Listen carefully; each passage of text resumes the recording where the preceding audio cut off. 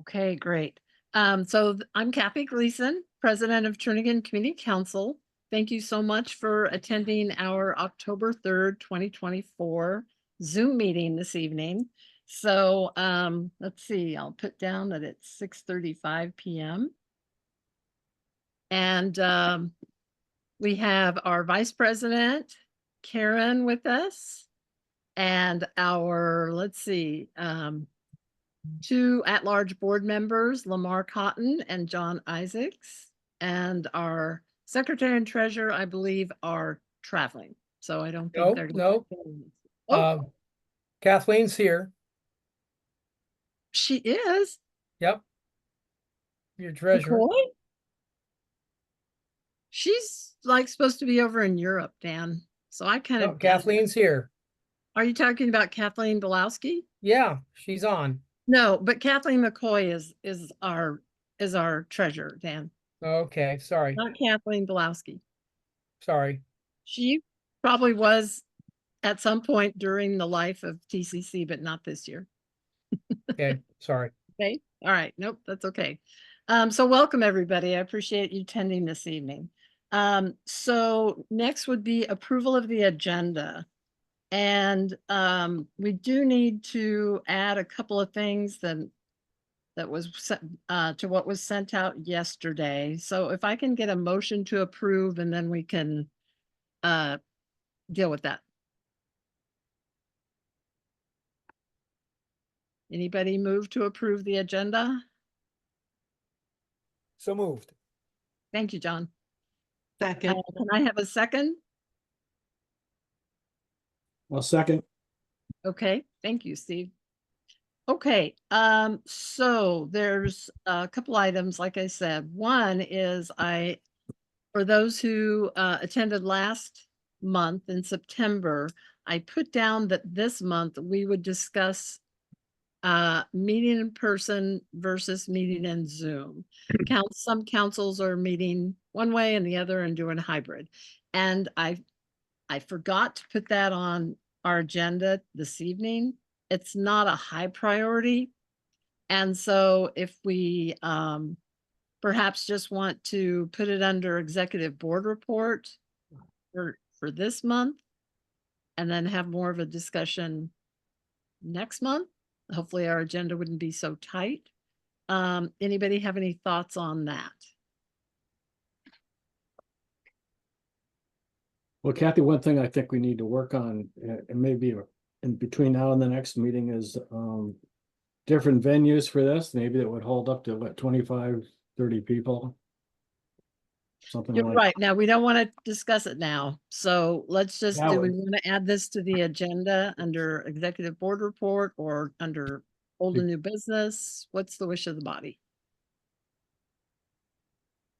Let's add it under executive board report. Okay. Is there any objection to adding Zoom versus in person under executive board report? If not, then that's a go. The second item is a proposed planned unit development ordinance that has just gotten our attention today. So John and I emailed back and forth, and we thought the best place for that would be under the land use committee report. John, if you want to speak to that just a tad, and then we can see if that's where we want to put it. Yeah, this is an ordinance to change the plan unit development criteria, and it changes some density, it changes credit for open space and some other things. And I think it was introduced relatively recently with a quick turnaround hearing, and maybe up for a public hearing this next assembly meeting. And they have waived review by the Planning and Zoning Commission, so it's a fairly fast-track thing. And I can talk about it under the Land Use Committee report. Okay, so we'll add that under land use committee report. Any objection to adding that to our agenda? Okay, so now we're back to the main motion to approve the agenda as amended. So is there any opposition? If not, then that is approved unanimously. Thank you. Okay, next item is announcements, and I'll kick it off with a few of them. Excuse me, that's not true. I did this last one, is approval of our September 5th, 2024 minutes. And our secretary, Chris Habich, does a great job of putting these together for us. I don't believe he's here because he's probably traveling, but if I could get a move to, approve the TCC September 5th, 2024 minutes. I'll I'll move move to to- approve. Okay, this is Kathleen. I'll second. Oh, okay. Thanks, Kathleen. Thank you, Karen.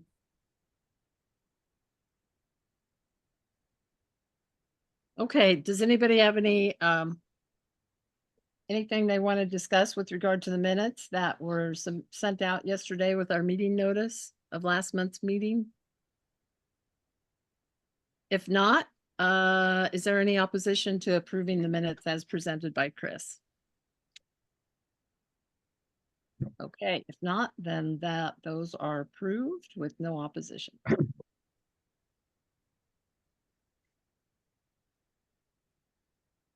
Okay, now we'll get to announcements. And I've got a few, and then anybody else can jump in as well. So let's see, sometime in October, I think, and I didn't get a date, but People Mover had reached out to the public with regard to routes since they were going to need to cut back. And based on public comment, they decided to implement option B. And it says for October service change. So I don't know if that's already in place now. If that started October 1, it doesn't, the announcement that I have doesn't say. And that said, meaning Route 25 will soon operate with a 30-minute frequency throughout the day.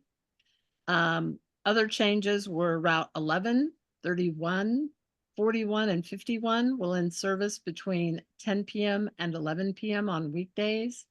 Route 85 will return to 60-minute frequency throughout the day, and weekend service for routes 31 and 51 will be reduced to 60-minute frequencies. So of course, all this is posted on the, Muni People Mover website. If you use the bus or you know other people that use the bus and want to get an update on the schedule since it's been changed.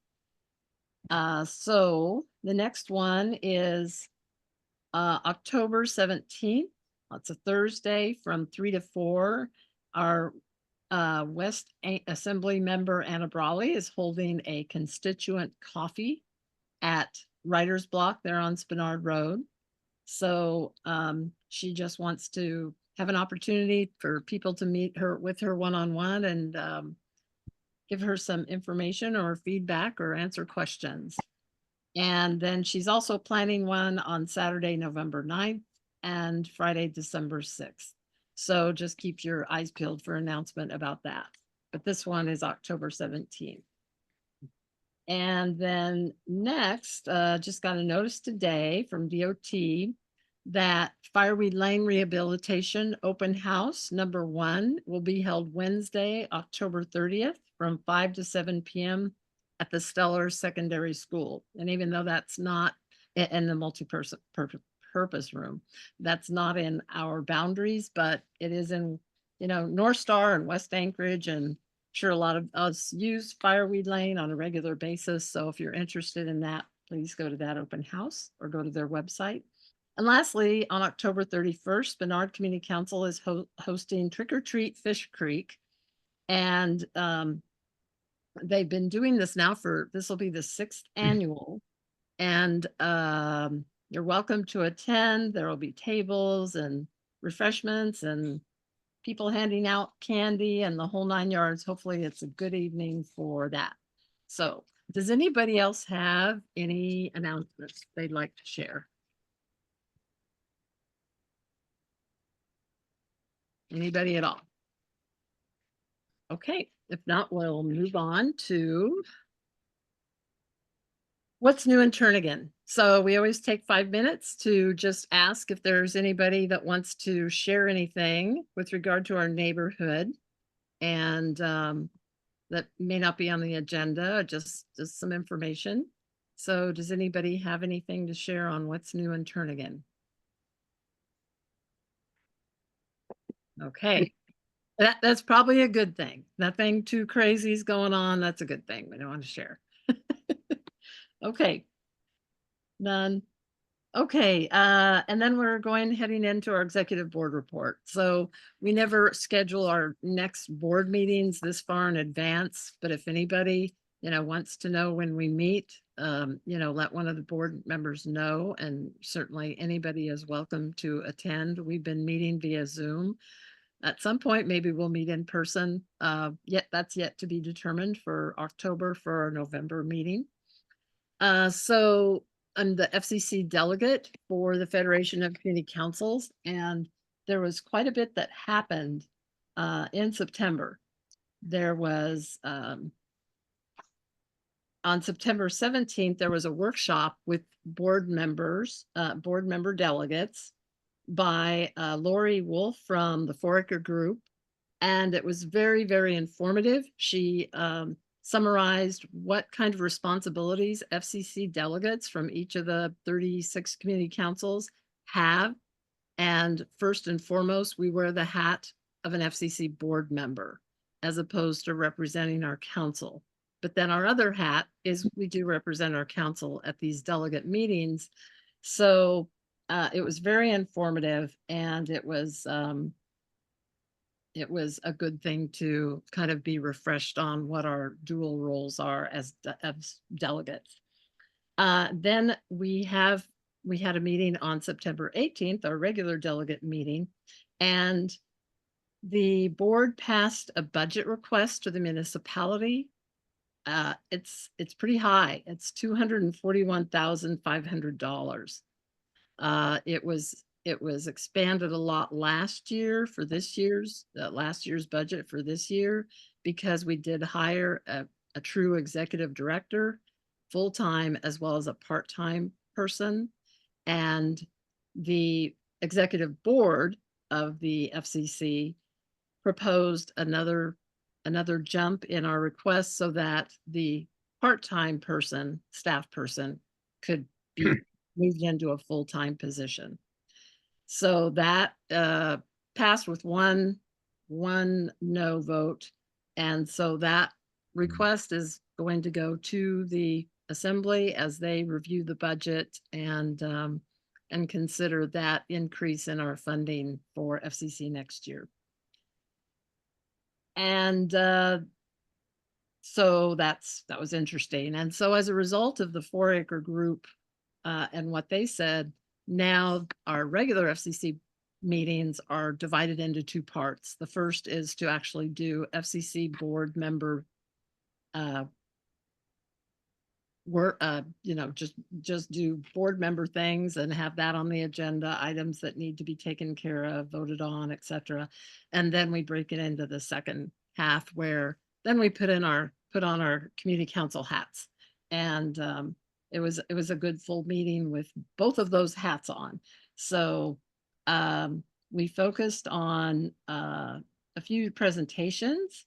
Tom Davis talked about the 10-year community council boundary review, which is under board report. So I won't go into that now, but he presented at our meeting. And Christopher Constant, the chair of the assembly, attended. And so he briefed us on what was happening on the assembly and what was coming up. And then we also had somebody from, I didn't catch her full name, but she is part of Anchorage Housing Club. And she talked about an effort to get transit supportive development along the areas that are identified in the 2040 land use plan, and are really pushing for that. There's a lot of specifics that it will entail, and it was informative, but it was also kind of waving a cautionary flag to those of us who follow this kind of stuff closely, because some of it was allowing by right development on pretty much any kind of property that would be identified in this corridor, which means it doesn't go through any kind of review process, whether it's internally with the planning department or like the Planning and Zoning Commission or the Plating Commission. And so we feel like, we felt like in the past that those commissions provide an important role in how things are looked at and proposed for development in our community. So we'll just follow that and see where their effort goes. It certainly makes sense to do higher density along transit supported areas. And so we'll just continue to, keep our eyes on what's going on there. And then lastly, there was on September 23rd, an FCC town hall a meeting called Demystifying Community Councils. And I know that Dan and I and John Isaacs attended, and it was very informative. There's another one coming up October 21st, which is called Navigating Community Council Meetings. Yes, I will be sure and attend on that one. And then a third one on November 18th, which is Guiding Community Council Meetings. I'm not sure what the difference is between those two, but if I'm in town, I'll probably be attending both. But they were very informative if you want to learn more about community councils and kind of how we operate. So with that, does anybody have any questions? Like I said, it was kind of a full report because 3 different events happened in September for us. Any questions? Okay, let's see. Let me write that down.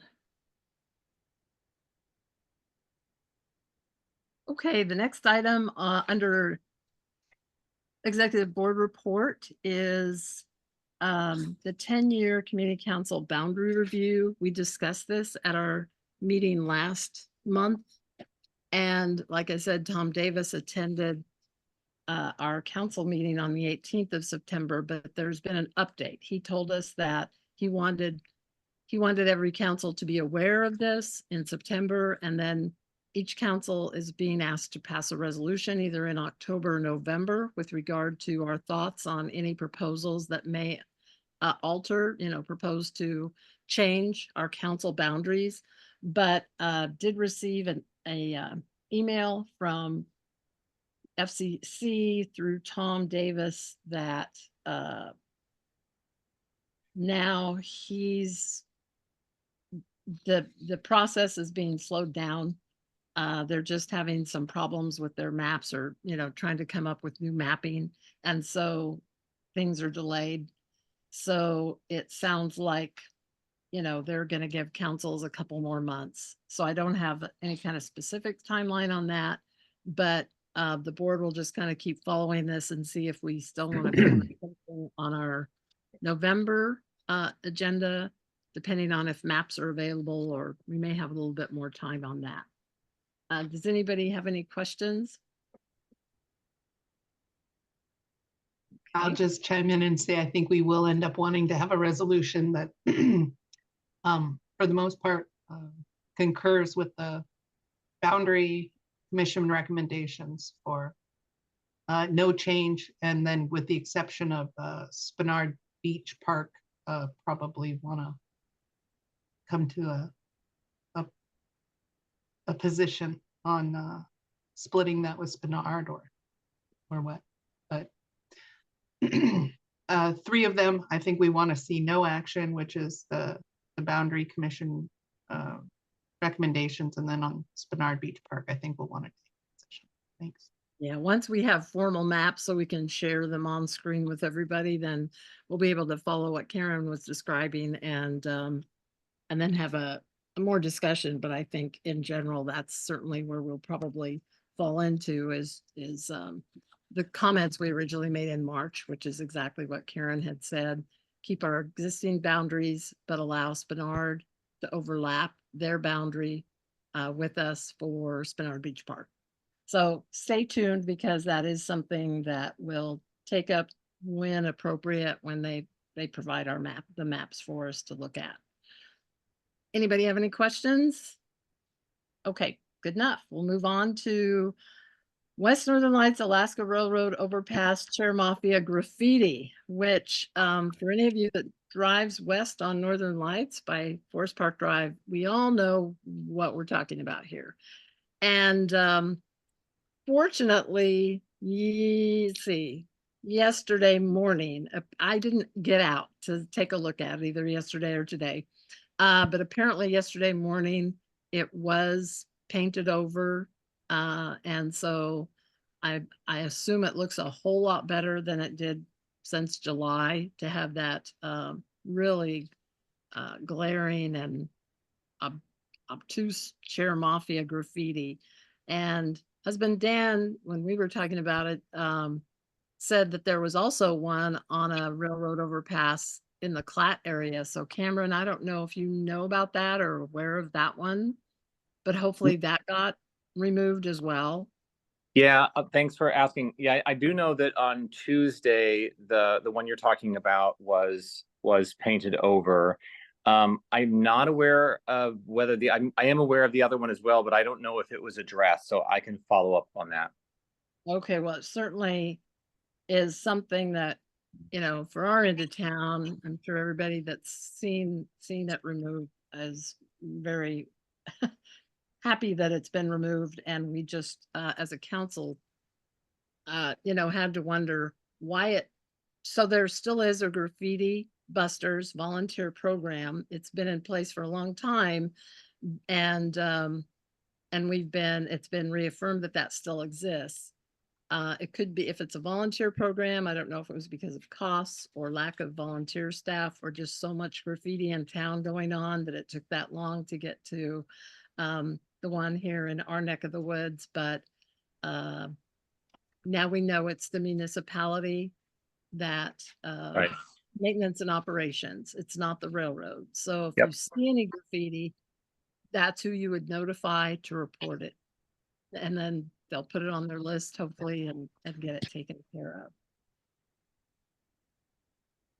So thank you to everybody who may have brought that to the attention of the railroad and the municipality. And thank you to the railroad and municipal people that made that clear of what took place just in the recent past. So good thing. Okay. So the next item under board report is Anchorage Recreational Trails Plan update. And I actually don't have anything to report. Kathleen McCoy is our unofficial citizens advisory group person. And she had been following it since she's traveling. I called the Muni Parks and Rec Department a day or two ago, but I haven't heard back from anything. So I don't know when the next meetings are. Does anybody else have any information on that? Anybody following that process? Okay, if not, I'll just hope to hear back from them. And because we definitely follow that. Of course, the coastal trail is a key component within our boundaries, as well as Fish Creek Trail. And we want to keep on top of those things, trails inside of Earthquake Park, that sort of thing. So. Okay, no update. Okay, and so potential item for our next meeting, November 7th, is DOTPUF's pedestrian safety action plan. And so that's just something that they've reached out to each community council that they may want to attend a meeting to talk about the pedestrian action plan. I assume West Northern Lights is within their scope of what they're looking at because it is a major thoroughfare, not necessarily once you get west of Minnesota. But I don't know, you know, specifically what areas they're looking at. There was also a survey online that you could do. And I know that got emailed out by FCC to everybody who's on that list to go online and fill out a survey. So if you haven't done that, check that out. And the board will just kind of keep following this and see if that's something we'll put on our November agenda. Okay, working our way down. Oh, So did somebody want to say something? No, okay, sorry. Thought I heard somebody. Okay, let me just get something off my screen here. Okay. Okay, moving on. So we got notice that the Rustic Goat municipal liquor license is up for renewal for the 2025 to 2026 season or year. And the board discussed this and we didn't want to actually put it on the agenda for action. It's only if you have issues and you want to request a public hearing, that then you have to do so by October 15th. Has anybody had any issues with Rustic Goat connected with their liquor license? If not, that's a good thing. And we just wanted people to be aware of it, that we could provide input if there were any issues, but sounds like we're good on that. Okay, so I have not gotten out to see the latest on the Tony Knowles Coastal Trail realignment at Point Warren's off, but it was a project that was they told us they would be doing that last June, and it's been now probably about 10 days since I went out there to check on it, and not a lot had happened. Does anybody have any updates on how that project is progressing? Is this to pull it away from the eroding bluff right there at near the Yes. Yeah. Warren's Off parking lot? Yeah, it appeared to be finished. Okay, well, that's, I was thinking that probably by now it has been. I just hadn't been out there to check it out. So that's good. How's it look? They did mention that the grade was going to be increased because the distance had to be shortened, and it appears to be, but the area got reseeded and it looks to be pretty nice. I see Matt popped on. Did you have anything on that, or just? Yeah, Kathy, it's Matt Clayman. I actually, Yeah, hi, I Matt. think I've sent, Welcome. I rode through while it was under construction and have ridden my bike through a couple of times since it's been finished. It definitely is pulled in, I'd say 10 to 15 feet from the bluff, and the construction looks good. I can't really tell if it's steeper or not steeper than it was before. But the other thing they did as they went out from the new portion of trail, they put a lot of material and they've put grass seed on it over what is the old trail. And I think that's both to try to provide some more bank stability and also to make sure that people don't go try to ride down the old path. So I think they've done good work. Okay, that's great to hear. Probably, who knows, maybe next year when people like me have nothing better to do, is to advocate for some tree planting, because that would then help for people still trying to perhaps go down the old trail. And then also, tree roots would be a good stabilizing, probably, better than grass. But I'm sure, for this season, they at least did do some vegetative rehabilitation. So that's great. Yep. Okay. Just take a few notes here.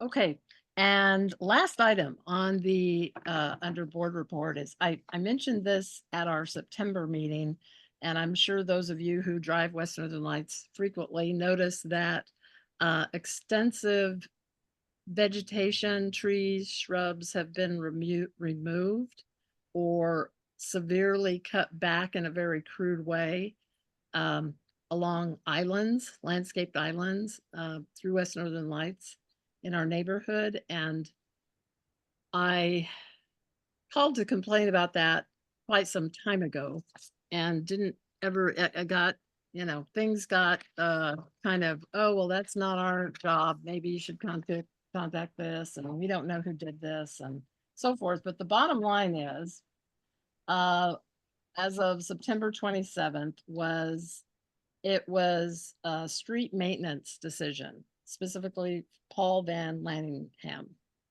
And this was secondhand knowledge to me that it was done because they felt like it was providing visual impairments while you drive along West Northern Lights, which doesn't make sense to me personally. I don't see how that could have happened.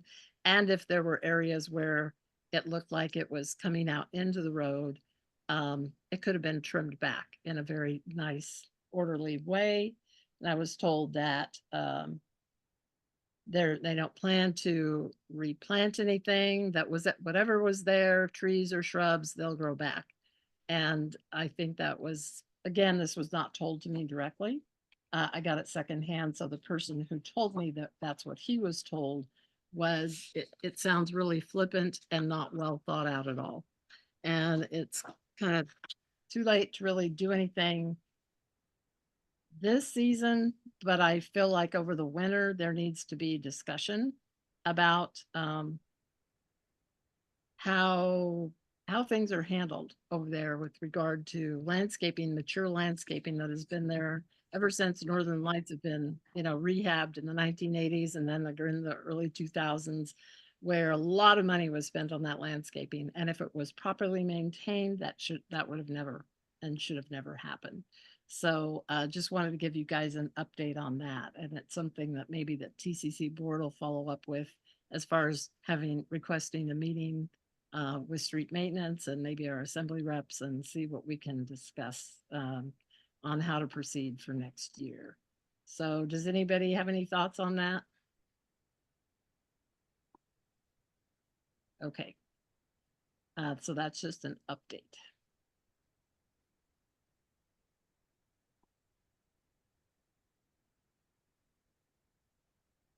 Let me put that down.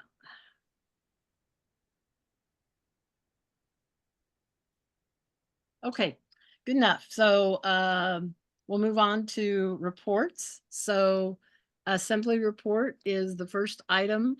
And Anna had indicated to me on an email this afternoon that she was not able to attend our meeting. But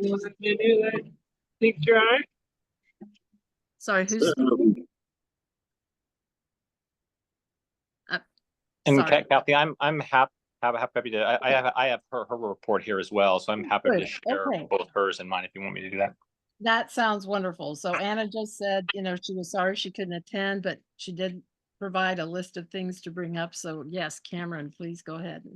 Sure, and I'll share some of hers and some additional ones. But I think that the main thing we want to make sure people are aware of is that we are officially in budget season. The mayor's budget was released today. I'm still working my way through it. And her priorities that she identified were public safety, homelessness, and good government. And so as we on the assembly begin to work through her budget, we'll know more. There are going to be 2 work sessions to be aware of where we will be hearing from the administration to really understand the budget. So that will be October 11th and October 25th. Then there will be another work session, and this one on November 8th, where we as the assembly will be going through all of our amendments. So this is the work session where we bring our amendments and begin to discuss them. And we are still on track to have the budget in front of us for a vote on November 19th for the initial vote. So and Anna and I have several meetings, just the 2 of us, to work on specifically West Anchorage priorities. And so we'll be working on those. And so if there are things you need us to know, please reach out to us. So that's the big update in terms of what's happening with the assembly. I want to identify a couple of others, and then we can look at her list.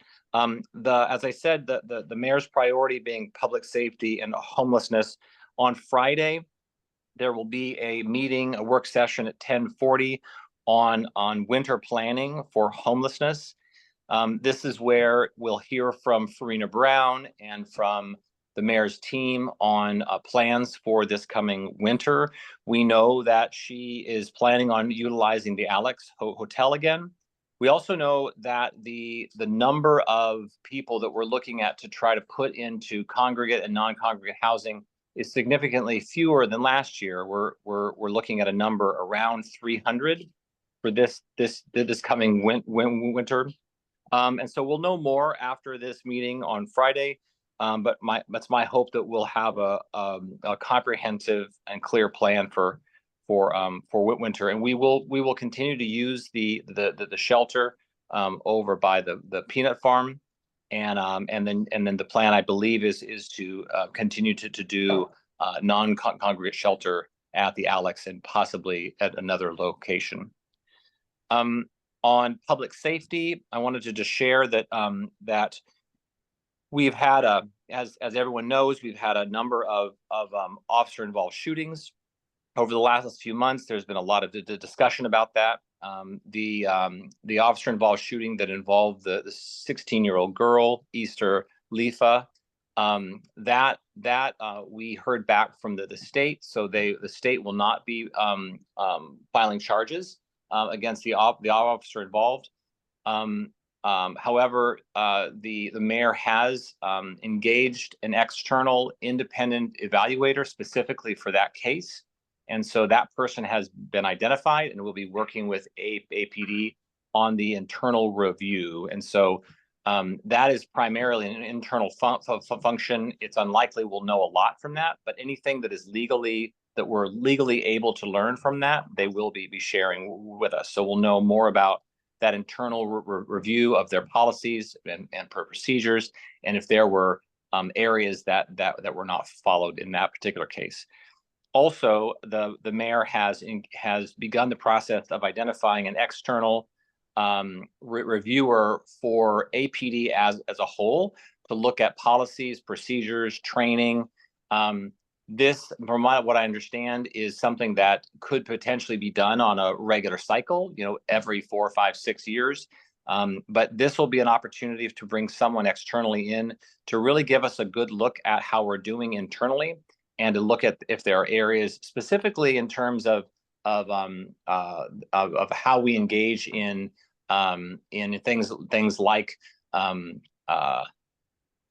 the real critical sort of incidences that we've seen. So we want to look at policies to see if there's things that we can do better. So more to come on that. As soon as they've identified an external person or organization, then we'll be able to share that out. And all of that information in terms of what they learned from that will be public, and we'll be able to share that out.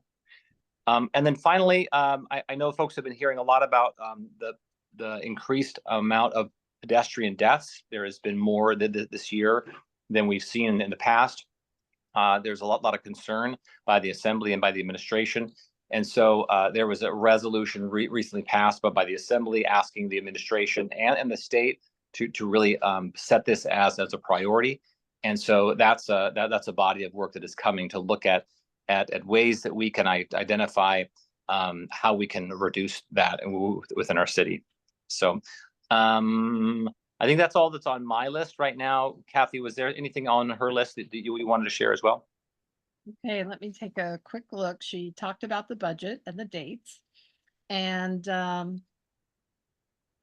the housing, the HUD Pro Pathways to Removing Obstacles grant application.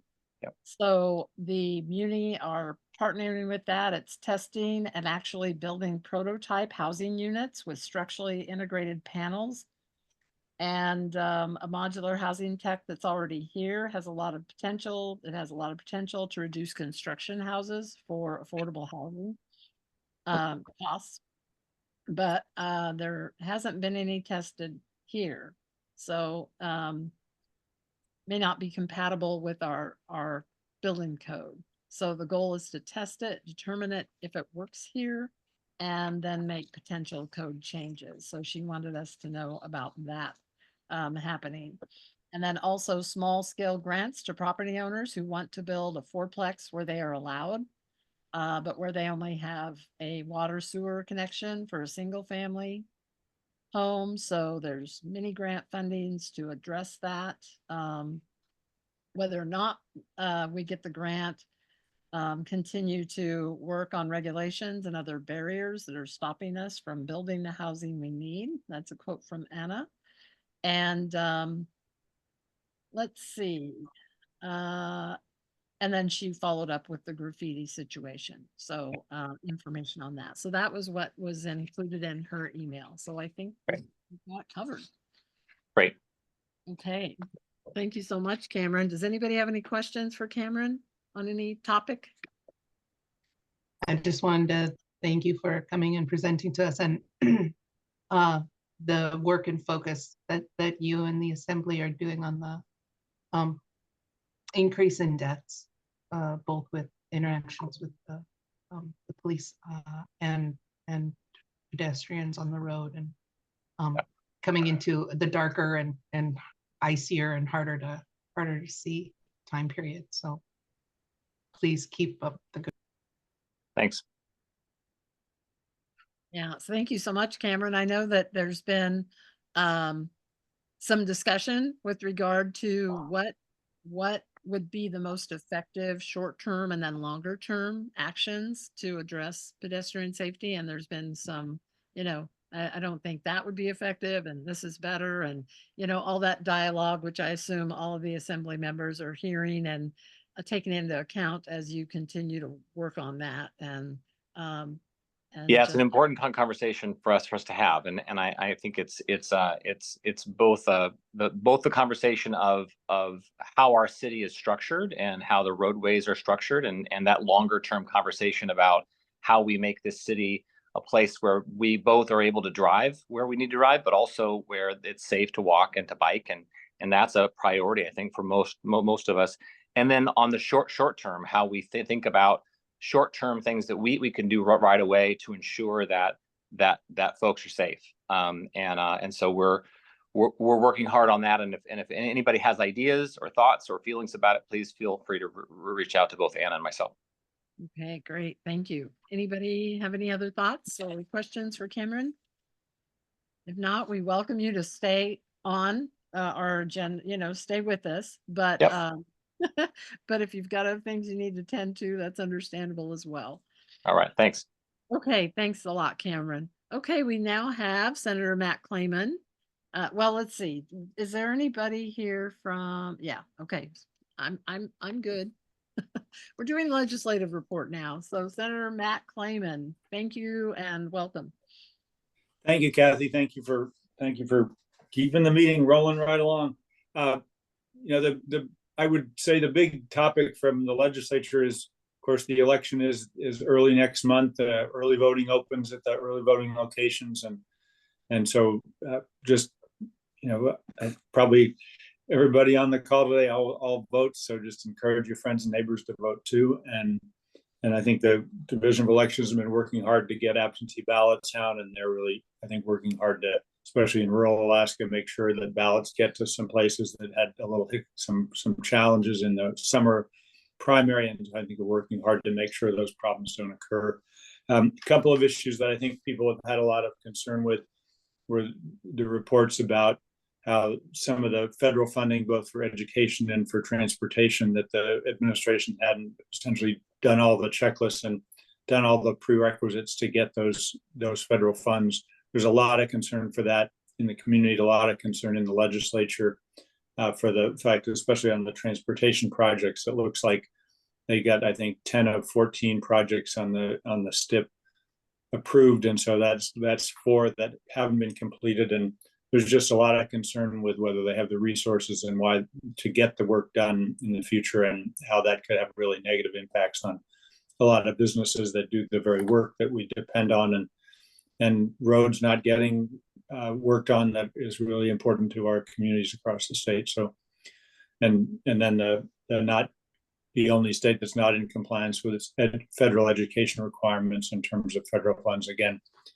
topics that are really not political. I think they're really things about just getting the work done, and there's a lot of concern that they've gotten behind the ball on that. So very concerned, and I know we'll be looking at that very carefully when we get down to Juneau in January. Okay, thanks. But happy to answer any questions as always. Well, I saw a piece on, probably it was CNN a day or two ago, that was really shocking to me, where there's places all over the country. They highlighted Georgia, but they said there were a lot of vote counting places all over the country that are really beefing up security to make sure that you know, our voting is done in a safe manner in terms of counting and poll workers and so forth. And even to the extent of putting up bulletproof glass. So it made my heart sink that we've come to this.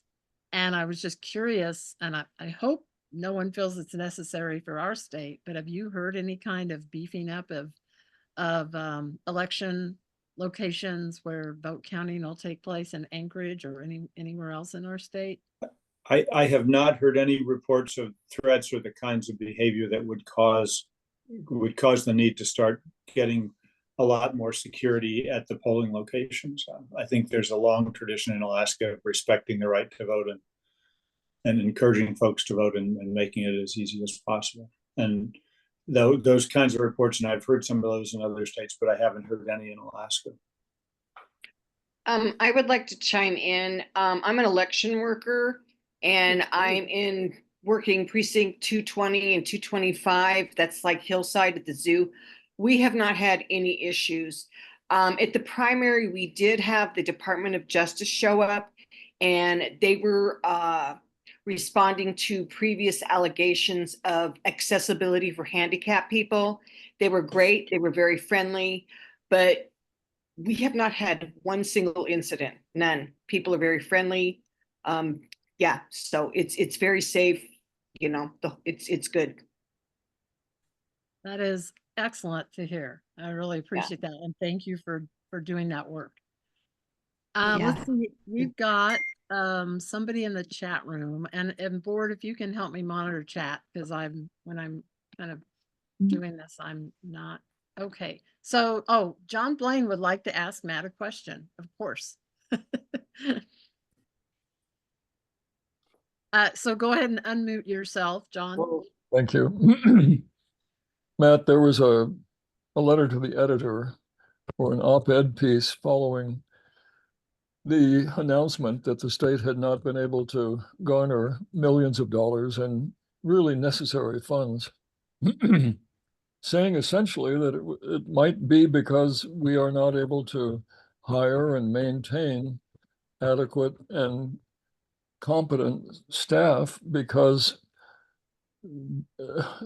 the pay situation and the retirement situation in Alaska is simply not competitive.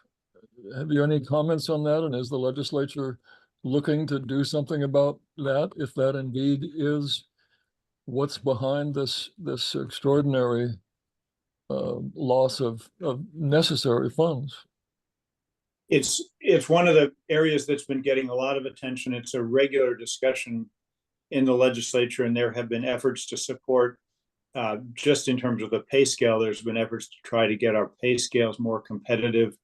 There have been some incentives in terms of kind of one-time starting bonuses to bring in folks in a variety of both. Well, certainly there has been in law enforcement, and I know there were some proposals. I don't think they passed. There were kind of just debates about the best way to approach it in terms of the schools for teachers. But there's a real awareness that there was a time in which we were one of the highest paid states for a number of public working positions, and we're no longer at that high level that we once were. And so that's part of the challenge. And another part is, and it's a debated topic, but whether or not we should be returning to a pension plan for government employees, including teachers. There's legislation that passed the Senate. It did not pass the House. I expect that'll continue to be a point of discussion. And the biggest thing I look at with the question about whether should we return to a pension or not is not simply what are our economics here in the state in terms of what would a pension look like and how to structure that so it is affordable and sustainable. But I think the more important feature is how do we compete with others for police officers, for teachers, in kinds of the retirement plans that we offer? Because if we actually are offering benefit plans that are really not competitive with other states in the region in the Northwest, then we're really setting ourselves up for ongoing challenges about not having the very workers that we need, not just to plow the streets, but public safety workers, teachers, doing the planning so that the road construction gets done. All those are tied in, and that's a very they're a big issue that's getting a lot of discussion in the legislature. Okay, anything else for Matt? Any questions, comments? Thanks again for all your work, Matt.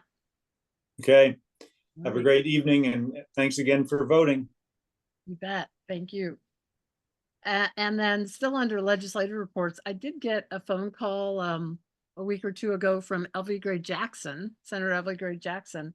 And she said, I had no idea until just recently that she actually represents a very small area of Turnagain. And I failed to ask her where it was, but it's probably in the northeast part of Turnagain somewhere. So if any of you know more than I do. So she apologized for not being active with regard to participation in our council meetings because she didn't know she represented any of us. But she has a lot of councils that she does fully, have a lot more representation within her district boundary. So she said she would, try and send newsletter, which I didn't get from her, but I probably need to, remind her she's not planning to attend meetings unless specifically somebody would make that request that she does. But for those of you who might want to do a little research to see if she's representing your part of Turnagain, then she didn't even realize it. So now she's made more aware. And she just wanted to chat with me about that and apologized. And I said, well, I didn't realize you represented any part of Turnagain, so, I wasn't blaming her too much on that one. But anyway, so she did want me to mention that as well. Gail notes that it's Huntington Park. That's part of Elvis Huntington district. Park, Thank okay, you, and Gail Sykes. yeah, that makes sense.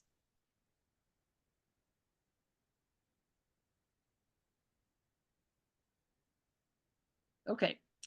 Let's see, moving on to, we do have Dora Wilson has been assigned to our community council for this school 2024-25 season. And so I never know if she might pop in. Oh, she's here. Oh my goodness, I just saw your name. So Dora, welcome. And Thank you. And please give us a school board report. Yes, of course. Thank you for having me. The school board has just started discussing the 2025 school bond, so more to come on that. ASD has 3 schools that were recognized as the National Blue Ribbon Schools. The U.S. Department of Education awards programs honoring high-performing schools that are making strides in closing the achievement gaps. And these schools this year are Alpenglow Elementary, Aquarian Charter, and Northern Lights ABC. It's pretty exciting because they aren't always all ASD schools. They're from around the state. So this year, all 3 were ASD. Lots of discussion on right sizing. We are very focused on right sizing right now. There was a survey that went out to families and community members, and we received 4,362 responses from that survey. The administration is still developing the evaluation rubric for school assessments to determine how we're going to move forward, looking at schools to determine how we're going to move forward. The right sizing options include closing, repurposing, renewing, and replacing schools, including the potential to use, and this one I'm very excited about, the potential to use space in our schools for childcare to help with the childcare need in our city. So don't have that rubric yet, and the administration has not analyzed the schools to determine how many students are there. One of the things we were waiting for was the board wanted to wait until after the 6th graders were moved to middle school to equally evaluate throughout the districts what the elementary schools were going to look like. So now that the 6th graders have moved to middle school, we can have a better assessment of our elementary schools. Also, Stellar Secondary School named their librarian after Marilyn E. Conway. Stellar principal Maria Hernandez called Miss Conway Stellar's most influential founder and a remarkable educator and visionary. So I always I like to support when each of these communities really gets excited about renaming whether it be a gym or a library, about regarding somebody in their community that has made a huge impact on their school. Speaking of schools, I had the opportunity to visit Turnagain Elementary this week, and I really enjoyed that. The principal, I want to shared with me how much she appreciates the support from the community. She said she feels great support from the community for her students and families. So I wanted to pass that along. But great energy in that school. Lots of great committed teachers. So thank you again for having me. Okay, great. Thank you so much, Dora. So does anybody have any questions for Dora? Okay, it looks like you're getting off pretty easily. So I know that's got to be a lot of hard work, and so there's going to be some really tough decisions to make as the board moves forward. And so we appreciate, your efforts, And thank you. certainly. Okay, now we are at airport report, and we have Eric Peterson here. So he did not get the airport report emailed out in time for us to send with our meeting notice like we usually do.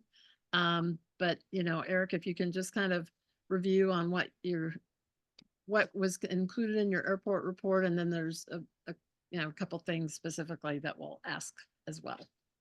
Yeah, absolutely. Glad to be back. I can show you what I wrote, so I'll share my screen right now.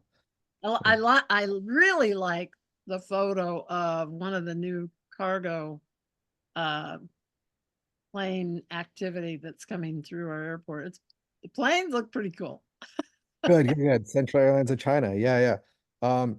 You have Sheen's screen sharing disabled right now, but I can just kind of jump into it. I don't know how to deal with that. Does anybody? Dan, is that a host thing or? It's on, Eric. You can do it now. Oh, thank you. Okay. All right. Thank you. Let's do this one. Perfect. All right. Let's see this. Let's do full screen. Yeah, so the big things that we kind of wanted to talk about is that the new ANC play area for children is now officially installed. And we actually recently got a mention in CNN for like one of the top airports in the United States for most locally thematic, in the sense that our airport looks Alaskan. And we wanted to, of course, keep that theme going. So we've got a moose and a bear, a little area. And also there's going to be play panels that are going to be installed around it. So these are going to have like interactive tic-tac-toe things and stuff like that. But yeah, we just wanted to update our play area for young kids. Also, I went down and took some photos of the parking garage the past couple of days because it's been beautiful, but the 4th floor has been completely remodeled. It's been completely repainted. So we're excited for everybody to come see that. Ooh, I haven't gone down. And then, yeah, as you had mentioned, the new cargo airlines, this is kind of the kind of big cool thing that we've had recently. We've had a bunch start over the past like 2 months, and we have about 2 more starting soon. These are all cargo airlines. Unfortunately, nothing passenger. I wish they were. I wish we could get on them. But they're cargo airlines. So we have Central Airlines of China. They're going from it's going from Incheon to Anchorage to Mexico City. There's ones going from Shenzhen. There's ones going from like all these different places, China, Korea, transiting through here and then going to North America. And we're just really excited to have all these new airlines. We've got these beautiful new planes coming through. And yeah, we should hopefully have about 2 more over the next winter starting. And then the other thing was the honor flight. So the airport always hosts, well, it's really Alaska Airlines that does a lot for this, but we always host the Last Frontier honor flight. And it's a flight that's specifically for veterans to go back to Washington, D.C. or other places to visit like different memorials and kind of catch up together with, I guess, military friends. So they go to DC and then they come back. And then when they return October 5th, we'll have a little celebration inside of the airport terminal near the B and C, well, I should say the check-in area for the non-Alaska airlines. So yeah, so if you see some stuff happening there, that's what that is. But yeah, that's mostly my update. Right now, the airport is most of our summer seasonal flights all are ending basically this week or last week. So we have a lot less passenger, but cargo tends to ramp up over the next couple months for holidays. So a lot more cargo planes, less passenger planes, and that's it's quiet in the terminal right now. Okay, thank you, Eric. I've got a quick question with regard to seasonal cargo. So, because of the strike going on in the eastern seaboard of, shipping containers and so forth, will that have any impact or effect on what level of cargo may or may not be coming through our airport? It If could, during the but I strike? read today that there was an agreement. Yeah, Oh, okay. Well, yeah, I've that been busy agreement with came through. community council stuff. I didn't catch that. That's good to know. Yeah. All right. So I have a question about the airport communications plan, which I know that you provided, but I didn't have a chance to look at before this evening's meeting, kind of a comment and response to the input that our council took a lot of time to provide. And without me doing my homework ahead of time, were most, if not all of our input incorporated? I mean, I would have to check it again myself. I think about a third was incorporated. There's a third that kind of, I would say, like, we didn't have an answer to. And then there's a third that we declined. The problem with this, and it probably should be included in the communications plan, is that we have an opportunity to dialogue instead of you guys just setting a deadline for input. It's a one-way street. And I know graphically, the plan had big arrows that go both ways. What the airport does for community councils and their responsibilities, and community councils and what their responsibilities are to the airport, like having you on our agenda, an airport report on our agenda every month. And so that seems a little bit airport heavy. I mean, you are always invited to email me at any time. So if you have any responses to these comments, again, I can respond to them. Okay, well, it'll probably be something that the board will follow up on when we have a break. And John, you have your hand raised, so go ahead. I did. Thanks, Eric. Is there any update on the replacement of Craig Campbell for airport director? Oh, I know that they have narrowed down the candidates, and I think that they're basically at the final rounds. But I'm not sure. I probably, wouldn't expect an announcement until early next year. Thanks.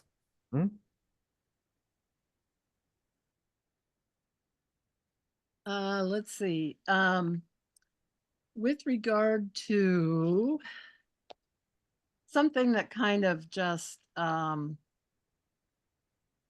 passed me by, and I'm not sure how something so important happened, but it was just a crazy summer with municipal ordinances and so forth.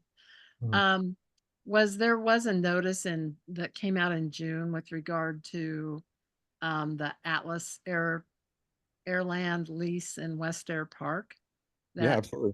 I know you even sent me an email specifically, like, I just want to make sure you know this. And somehow that went over my head. And I guess, John, maybe it went over your head. I don't know. It flew like an airplane this summer. So what's just, can you kind of give us a brief overview so everybody knows what we're talking about, and then give us kind of an update of where we're at on that? Yeah, let me see. I'm also trying to find the actual, let's see if I could still find it. Well, I could talk about it for right now, but on the west side of the Anchorage Airport, so if you go kind of around, I think no, it's not called Postmark Road. What is that road called over there? Yeah, it is Postmark Road. Oh, it's Postmark Road all the way up there? I believe so. Point Warren's off. Point Warren's off road. Point The Warren's one- off road. Sorry. Yeah. Point Warren's off road. Oh, sure. Actually, so here, I mean, at least I'll show you guys this, and then I'll find the exact kind of thing, but let me share my screen again. Doo-doo. All right, so here's the airport. So as everyone sees, this is kind of the north side. There's Point Warren's off up here. As you follow Point Warren's off around, and there are maps online, and I'll try to literally find them. But I wanted to point this out to you all right there. But basically, this section of airport land right here, kind of almost going down to where this taxiway is, has been, is it there? I am completely wrong. Whoop, let's go down farther because I know they have to relocate this. It is land down here. So is- it's south, excuse me, so it's south of Point Warrenzoff Park? Yes, south of Point Warrenzoff Park. Point Warrenzoff Park is right here. If you go past, I guess this is called the Point Warrenzoff Buffer Park. If you keep going down this road, they have purchased. Well, I mean, it has not been officially finalized, right? The agreement has not gone through. We are still accepting public comments if you'd like to send any. But this area right here has all been tentatively leased by Atlas Air Cargo, right? Atlas Air Cargo is our largest cargo airline, and it is to build basically cargo support facility. It's very similar to what is on FedEx and UPS over here on the other side of the airport, but just over here. It is quite large. It's one of the largest developments currently at the Ted Stevens Anchorage International Airport. It is going to take a very long time for even just the agreements to be made, the lease agreements. It's going to involve things like this is an FAA radio tower that has to go somewhere. All of that kind of stuff will be discussed then over the next couple of years.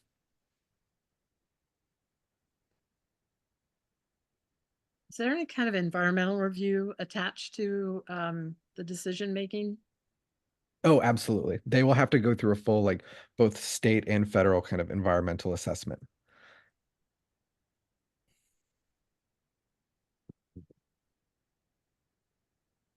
Okay, so you said it's not too late to, how close are we talking to the Tony Nose Coastal Trail? Are you proposing to lease land to them? Yeah, as far as I'm aware, it will go basically up to the edge of the Anchorage Airport boundaries, so it will go relatively close to it. I would expect that there's still going to be, because they're going to want a tree buffer in between the Tony Nose Coastal Trail and their development, so they are going to want that space there. But and honestly, because they're gonna also have to they'll have to relocate the fence there, the security fencing there, so that security fence will also create another buffer.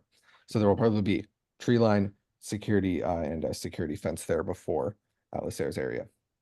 You know, that's a huge wildlife corridor area between Kincaid Park and then up through to Earthquake Park and then over to Westchester Creek area. You know, there's been a lot of science stuff documented there and plans like the comprehensive plan and land use plan, West Anchorage District plan. So are those plans all being looked at as well? Absolutely. I mean, this is very, very early. And let's see. No, this is not it. It is all very, very early in the design and construction phase of this. All right. Eric This and actually- Kathy, I put the link to the public notice in the chat, and that's got a link to a PDF with the Oh, gosh. location. Can you Neat. put that map up again, Sarah? Thank you so much for that. So This is the what one. looks like a different area than what you're pointing at on, No, I was very wrong. I thought they actually went all the way to, I thought it did. I'm glad. Thank you, Sarah, for sending in the map. You're welcome. So this is where it goes. so it's east of Point Warrenzoff Park. Oh no, Point Warrenzoff Park is up here. No, Point Warrenzoff dedicated park is south of the sewage treatment plant reserve area. Oh, is it this area right here outside of Yes. airport boundaries? Okay. Yes. So if you have to relocate the road Mhm. to the west of their lease lot, but you're leasing up to what looks like the park boundary, how does that reconcile itself? I would assume that they're going to need to relocate the road to go along here. So are you leasing out land where the part of the road would be relocated? Or do you need to push it back to the east farther to allow for the road to squeeze in there? I don't know. I would assume that generally this land that was shown on this map is not like. Yeah, I can talk to it a little bit You if that's go all for it, right. Sarah. Yes, please, Yeah. Carrie.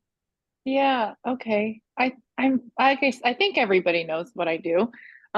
So this is I manage the leasing department at the airport. So gosh, how long ago was that now where we had shown the airport's proposal for airport administered and constructed hard stands.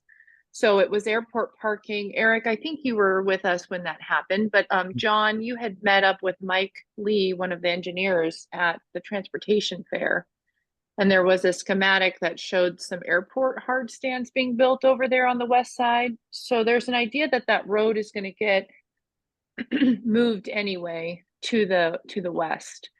And so this kind of works out for the airport as well. The road's going to get moved, and Atlas wants to develop over there as well. So I don't know if those will happen around the same time or not.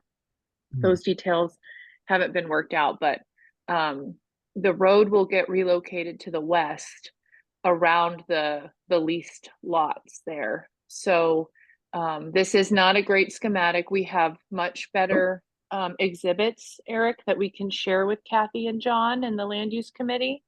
But this was just to get the public notice portion done and give folks an idea of what area would be, but they've come a long way since this public notice with some different leased boundaries. So it is large, like I said, like Eric said, it's one of the biggest, be one of the biggest leases on the property so far. In that link, there's some square footage on that public notice. And like Eric said, you can always submit comments, but the time frame to submit a competing application is over. So we are in lease negotiations with Atlas. So the square footage is almost 3 million. That's a lot of acres. So I think it ends up being, well, I don't want to do math in public, but it's a big lease lot. They're looking at hard stands and a warehouse facility. And Yeah, like I said, Eric, maybe we can send these guys the latest exhibit from engineering when we get a chance. I remember actually, I think showing like the airport administered hard stands. We had a very, very nice map that was like very, if I remember correctly, they kind of go like almost in like here, like right. Yep. Ours would be north, and then Atlas's parcel, and then below Atlas is still a parcel that is caught up in litigation from a company called 6A. And that one we talked about, Kathy, like years ago, because it's been a while since they put in their application. So A long time ago, yep. Mhm. Okay, well, that's clear, and we do need to move on, but I think, John, do you have any thoughts? Or it looks like a land use committee kind of thing that needs to, discuss this in more detail and. Yeah, I think once we get the more detailed graphics, it sounds like the comment period is over from looking at that announcement, but it would be a good idea to take a look at that proposal by Atlas, and also take a look at the West Air Park that has been proposed, and that gives us a feel for the total potential amount of development that's being proposed on the west side right now. Kathy, could I interject? And Oh, please, go ahead. And yeah, I just want to remind, well, I don't think you need to be reminded, but so much, I think the folks from the airport, that I think it was 34 years ago when the initial North Air Park was in development, in the proposals of the agreement that was struck between the airport and certainly me, acting on behalf, in the legislature, but many other people in the community council on the routing of traffic from that development, and put in the lease that the service vehicles and trucks and all of that will go to on the international airport corridor instead of on West Northern Lights. And I just want to remind them of that, that's an agreement that, as far as I'm concerned, it's timeless. And it's something that can be done now while they're discussing it with Atlas. And I think they can accommodate that need to protect their neighborhood. Yeah, thank you, Lauren. It is in our boilerplate language still, and I didn't realize you were part of that, so thank you. Yeah, and I'll be happy to visit with you about it sometime. It was a great relationship back then, and very cordial, how it was worked out. And one of the things we did was said, okay, let's make it easier for traffic to go through the airport. And we have that now, and there may be some other things we can do that that help in that regard. So anyway, just wanna work with you. Thank you. Thank you, Eric. Thanks for letting me jump in. Yeah, Okay. absolutely. Well, You know thank more you. than me. Thank you for all of you. And Kathleen, or no, Jean, you've got your hand raised. Yes, I maybe just got the answer to my question, but my question was, is the access to this Atlas leased area around West Northern Lights and Point Warrenzoff Road, like the road that goes along the west side of the runways, is that the only access? Or is it not a done deal yet? Yes, yeah. To access the West Air Park, it's only that Point Warrenzoff Road that goes north. Okay. That's quite an impact on that park out there. There's an internal road to the airport that goes around the entire runway. Which it absolutely could be used. However, that road is actually behind the fence. It's like a behind security fence. So it just becomes the issues of like, which I mean, probably the vast majority of construction workers are going to need to have security badges and that kind of stuff for this.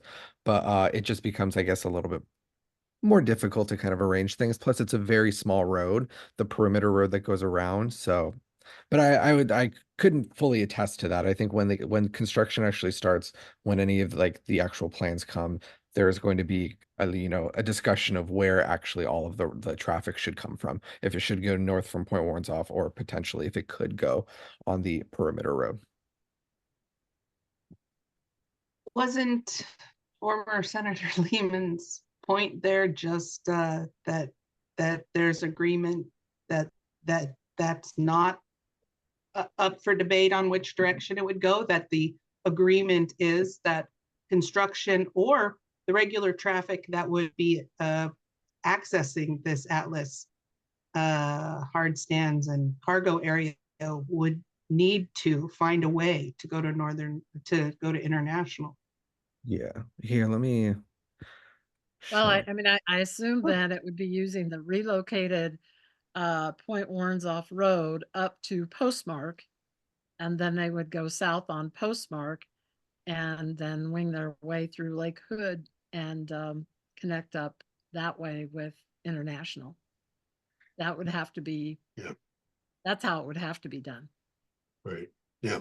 That I agree with you. Okay, well, we do need to move on. I think, this is just made clear, and I appreciate the fact that even though we didn't take the opportunity to provide input when this lease application came out this summer, it's just tough. This summer was a really tough one for our board. We've been really, really busy.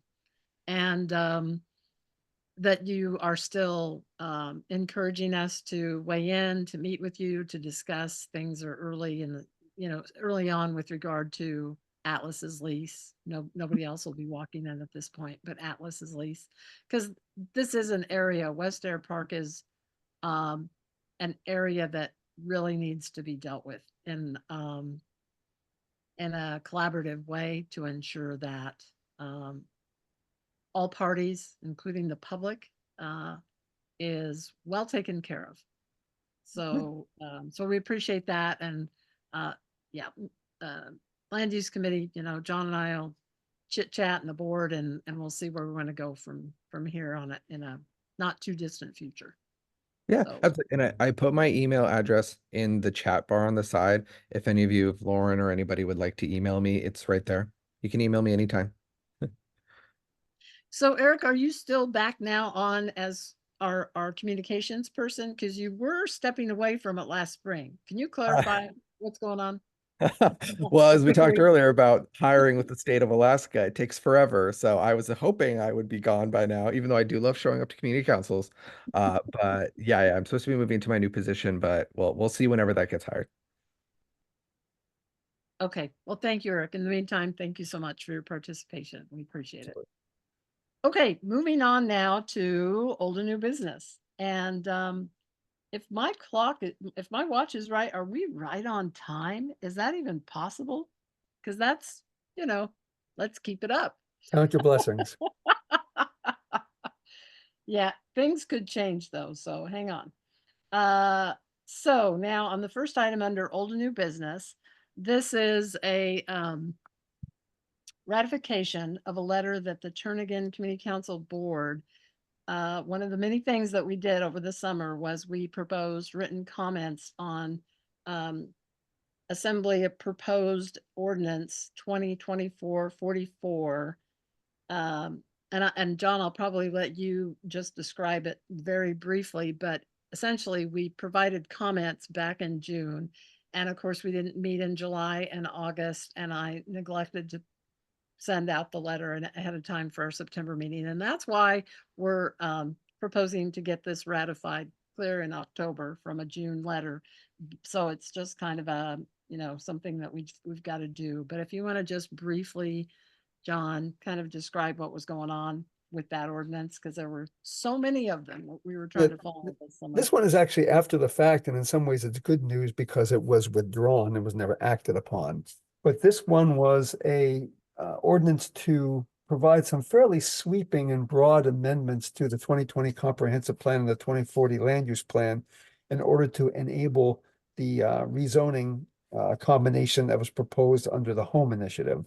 And a lot of community councils had concerns about it. The planning department had concerns about it, and the planning commission had concerns about it. And so we commented on it. And in the end, the sponsors withdrew it because, number one, they changed their approach to the home initiative just to, rather than consolidate the districts, just to go with duplexes in all zones.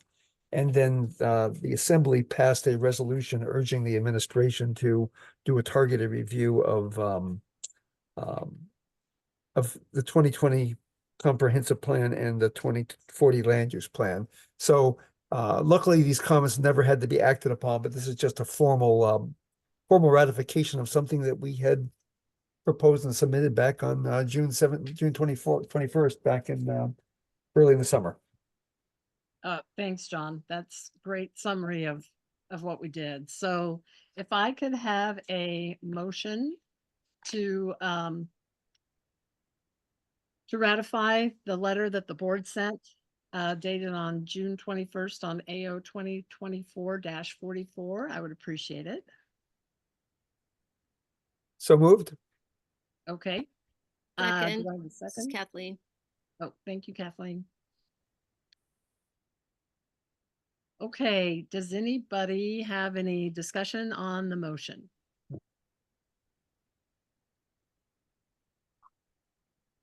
Okay, if not, is there any opposition to ratification? Okay, then that was unanimously approved. Ratified, approved, ratified. Okay, great. Thank you so much. Okay, the next item on the agenda is Wood Lake subdivision replat, and it's TCC comments. As those of you who attended our meeting last month, this was on our agenda. It was discussed quite heavily.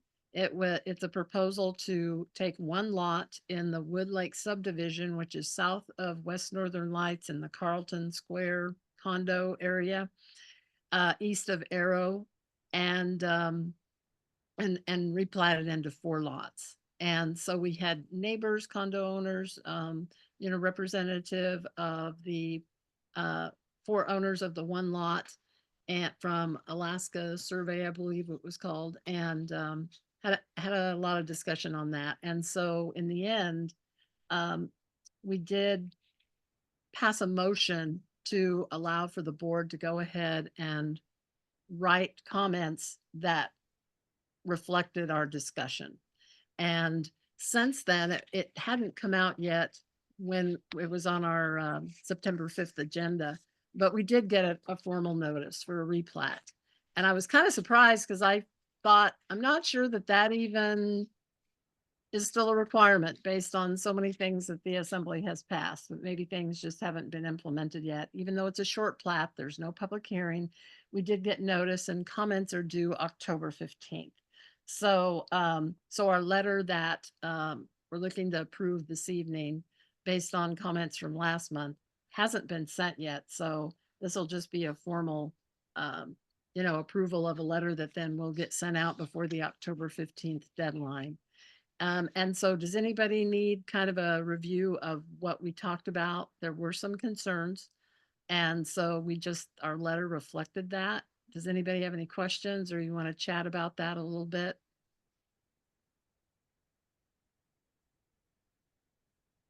Doesn't sound like it. So if I could have a motion to approve this, the TCC letter on this, I would appreciate it.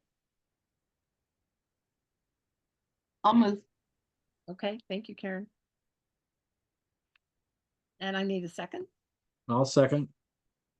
Okay, now was that Lamar? That was Steve Montu. Oh, Steve. Thank you, Steve. Okay, does anybody have any discussion about that? Anybody want to know, kind of get a real quick summary of what was in the letter and what we discussed at our meeting last month? Okay, if not, let's see, is there any objection? Okay, then we have unanimous approval. Am I hearing fireworks? Something weird's happening in the I west heard of- I'm hearing those too. Are you Steve? Yeah. Oh, so it's not just turning. I west. heard it. Okay, wonder what's going on. It's probably for the best that we don't know at this point. Because I don't know what we'd be celebrating this evening with fireworks. Okay, we'll get that letter. sent in. PFD. People are fat with cash. Yeah, it's probably more truth than we think. Okay, so moving on with our old and new business. The next item on the agenda is a letter that we're proposing for approval for the Forest Park Drive 95% design surface rehabilitation. And I see Marnie has jumped in here, and Marnie, if you would like to speak to this, you have done the yeoman's job of putting this all together. So if you would like to go ahead and give a briefing of what the project entails, and then also what's included in our letter, which was sent out yesterday with our notice. Thanks, Kathy. Yeah, briefly, this was originally identified back in the Safe Routes to School program, back in 2015, 2014, something like that. In any event, the current proposal from the Muni is to resurface Forest Park Drive at the TCC's request. And in addition to that, enlarge the pedestrian walkways along both sides to just make the pedestrian access a little bit easier. They're also going to do some sidewalk repair down by La Honda and West Northern Lights, which is great to make it ADA accessible. They found a couple of safety fencing that needed to be replaced, but mainly when they ran the CCTV cameras, they found that at least 2 of the drainage pipes under Forest Park Drive were failing. They hadn't failed yet, but they were failing. So that added a bit to the original estimated cost, which brings us to tonight, which is the 95% design criteria, which captures all the things that the community had wanted and that TCC had put into their capital improvements priority. The comment letter that's before you basically acknowledges that we only had 2 comments, and it was to replace the signage, the no parking signage that had been put up by traffic engineering last year, because we had a deviant property basically, and there was just a lot of traffic being parked right there. And then to be sure that they put up the no trucks thoroughfare, no trucks sign as well, which we had also fought very hard for. I did talk to the traffic engineer and he said, yeah, those signs should stay up there. They don't think they'll be taken down, but he'll support that. And one thing I did ask him as a final note here is that since the new pedestrian shoulders are going to be 3 to 4 feet wide now, could they put the bicycle insignia on there? And he said, absolutely not. I said, oh, come on, can't we do something to keep people from parking there or what have you? And he said, listen, I'll see if I can work that in. I'm aware that that's a priority of the community. So I told him I would go ahead and TCC would put that in their comment letter. So the comment letter is technically it's due tomorrow. I think Kathy, they had told you that a little swag on the timing would be okay. But Yeah, they're Brooke nice to get it Blessing, in on time. yeah, excuse me. So Brooke Blessing is the project manager on this, and we go way back on as far as her interaction with community council and other road projects. So when I had emailed her and said, we meet on the 3rd, I see your comment is on the 4th, you know, and she said, oh, that's fine. Don't worry about the deadline. Just get it in when you can. So if we don't get it sent tomorrow, it's okay. Okay, do your best. I don't want to fail as we're trying to reach to the finish line here. Yeah, no, I Thanks, did give Kathy. her assurance, but we won't dawdle. And then going forward, just to wrap it up, the next steps, of course, would be the municipal budget and the proposition for streets, which never fails, but we just have to be sure that we get all of that language back into the proposition for the November 4th election. Okay. Okay, thank you, Marnie. So can I have a motion to approve the Turnagain Community Council letter to this project number 23-07, 95% design review, Forest Park Drive surface rehabilitation, Hillcrest Drive to Northern Lights Boulevard. So moved. Thank you, Marnie. Thank you. Sarah will second. Sarah, thank you. Is there any discussion, any questions for Marnie since she's taken the lead on this?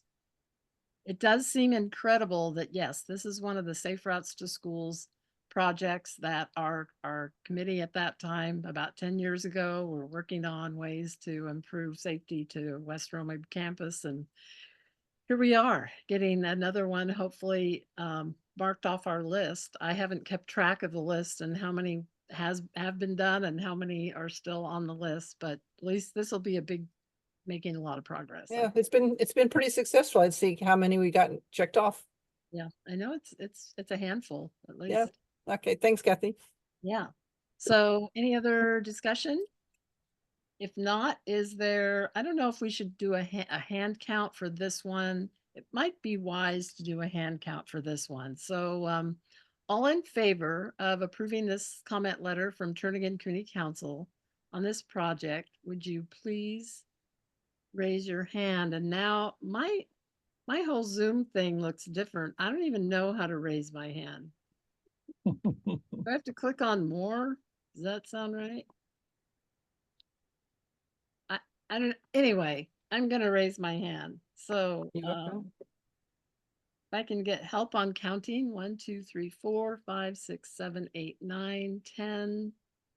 Steve, 11. Steve, are you saying yes? Yes, I am saying yes. Okay, that's 12, I think. John, are you voting? John Blaine? Yes. Okay, so 1, 2, 3, 4, 5, 6, 7, 8, 9, 10, 11, 12, 13. 4. Dan, are you voting? So do I have 15? Does that look right? 1, 2, 3, 15. Okay, so 15. Is there any objection? I'm voting. Yes. Okay, so do you make 16? Yeah. Okay, 16, yes. And is there any objection? So everybody else put your hands down and then we'll see if anybody is opposing. I don't see any opposition, so that passes. So thank you again, Marnie, for all your work on this, taking the lead on this. This is a biggie. This is a big one. Okay, we will get that sent. Okay. Okay, we're moving down through this list pretty quickly. So now probably the one that'll take a, I've given it 15 minutes just because I know there's probably a lot to talk about is, the town square park and solar protection and reinstating a building height limit to the south. So John Blaine, who is a Turnagain resident, and Diane Holmes, and I think Diane was going to weigh in on, join us, but I don't see that she has. Do you know if Diane was going to come in and participate at all, John? Oh, she said she would be here, but I, Yes. Diane Holmes is here. Oh, Oh, there she good. is. Oh, that's Good. Diane. I didn't see her face. So thank you. And so Diane Holmes, who's from, is an extremely active Rabbit Creek Community Council person, is joining us today to talk about what is a community issue. This is not a Turnagain issue. This isn't a downtown issue. This is a community park that belongs to all of us and is kind of a keystone of downtown in terms of our parks. So if you can just inform us what the situation is and where we go from here. Well, thank you for inviting us to be here tonight.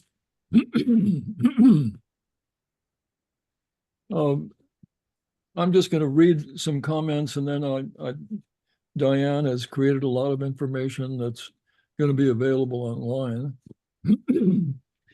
But I'll tell you the story.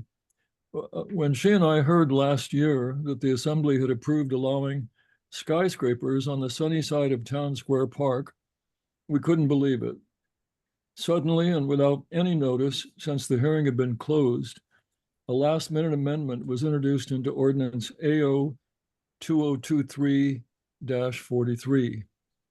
We'll call it 43 for short. This little amendment overturned decades of studies and public testimony, planning documents, and other ordinances. It was done without public input, historic perspective, knowledge of the muni's ownership of air rights above one of the affected parcels, and the design recommendations in the city's own Our Downtown Plan that calls for solar access throughout downtown. 43, in its original form, specifically stated that Town Square Park's solar access should be maintained. We can look at Mr. Bollin's amendment on page 3 of the municipality's memorandum, 239-2023. I have that, and we can look at that if you would like to later. I and others who oppose changes to the building height limitations on the sunny side of Town Square Park, we don't oppose downtown development. We all want more people to be able to live in the downtown core as outlined in 43. We're in favor of relaxed regulations that will allow builders to create more living space at affordable prices and still make a profit.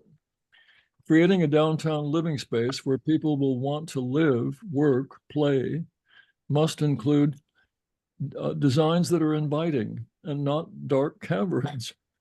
People gravitate to sunny spots and pay more for that delight. You don't have to sell real estate to know that for a fact. Our downtown plan, in quotes, emphasizes this through advocating for step-back designs. Is downtown Anchorage really so small, so devoid of parking lots and old buildings that could use 20-story buildings in their place, that we have to allow for such shadow-making structures to be built on the sunny side of Town Square Park? I understand the request to build a 19-story destination hotel where the Penny's Garage now sits has been withdrawn. So no one is planning to any such structure there along 6th Avenue at the present time. And we old folks won't be around to protest such buildings should they someday be intended. So we're not concerned with something that will affect us. We just hope that the folks who are planning the future of Anchorage will make wise decisions. I feel that the last-minute, late-night amendment made by Mr. Bolland is not a wise move. Again, it overturns decades of public discussion and recommendation, planning documents, ordinances themselves. I'm asking and hoping that my community council will support the return of building height limitations for solar access to the south side of Town Square Park. Thank you. Well, thank you so And- much, John. And I weigh in. Yeah, Uh, and before you do that, now, they did provide some really good graphics that, you know, a picture is worth 1,000 words. So I don't know if you want, you know, if you want which of these that you would want to see shown The at this first one point. should be the step back design that's in our downtown. So They were in order, I think, that I sent to you. Who's going to be sharing the screen? Looks like Karen, are you doing that for us? Well, I was trying, but now I'm not sure that I have a step back. So let me search real quick. So I can potentially find it if you want, and Yeah, John, since you kind of said you would do it, and if you've got them kind of right there to deal with. do you remember which graphic it is? It should be the first one that shows the step back designs.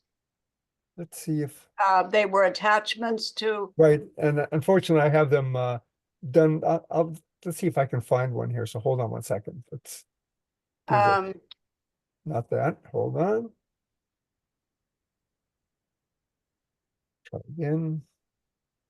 and while you're finding it, I'd like to add that in the request to return the original height restrictions just to 3 blocks south of the park, there is a compromise for the east side of Penny's Garage.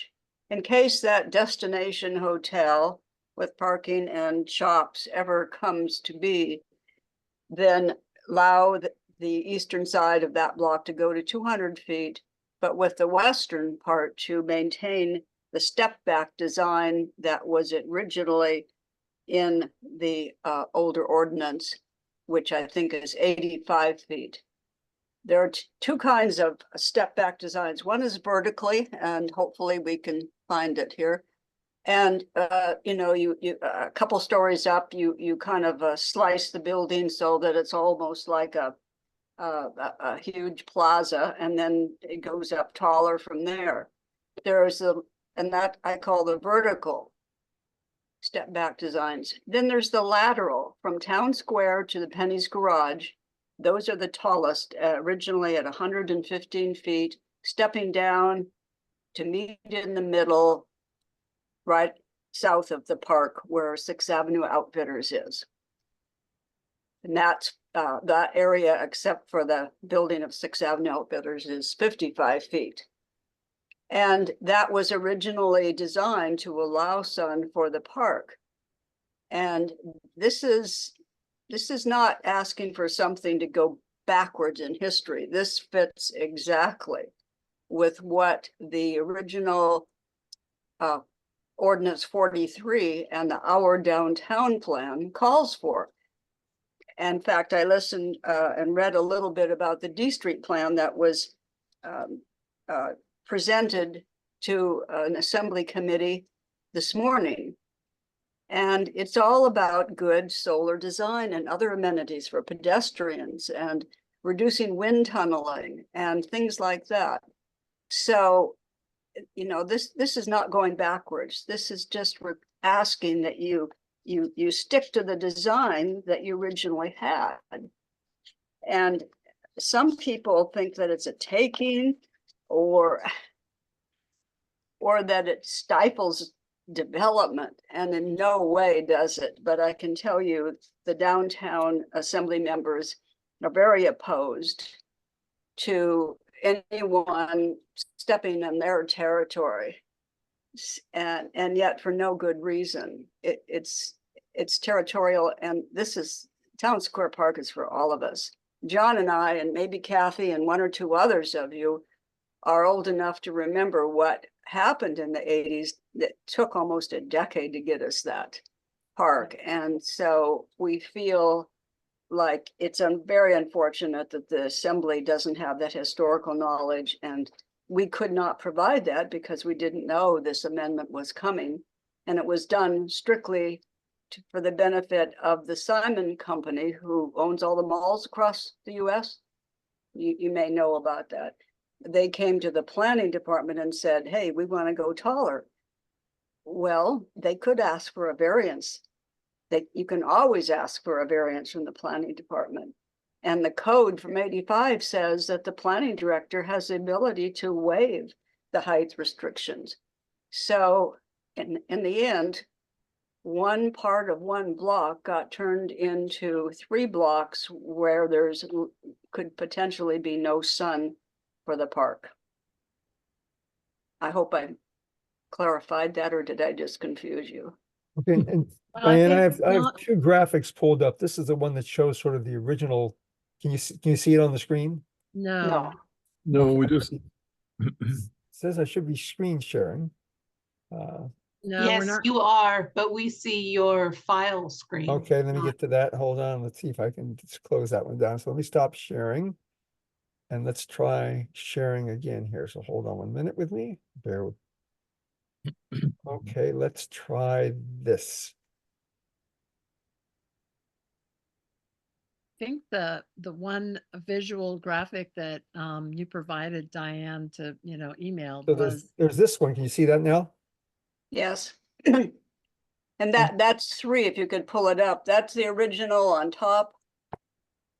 And maybe John wants to address that. Can you see it, John? yeah, I Um, can see it. Go ahead.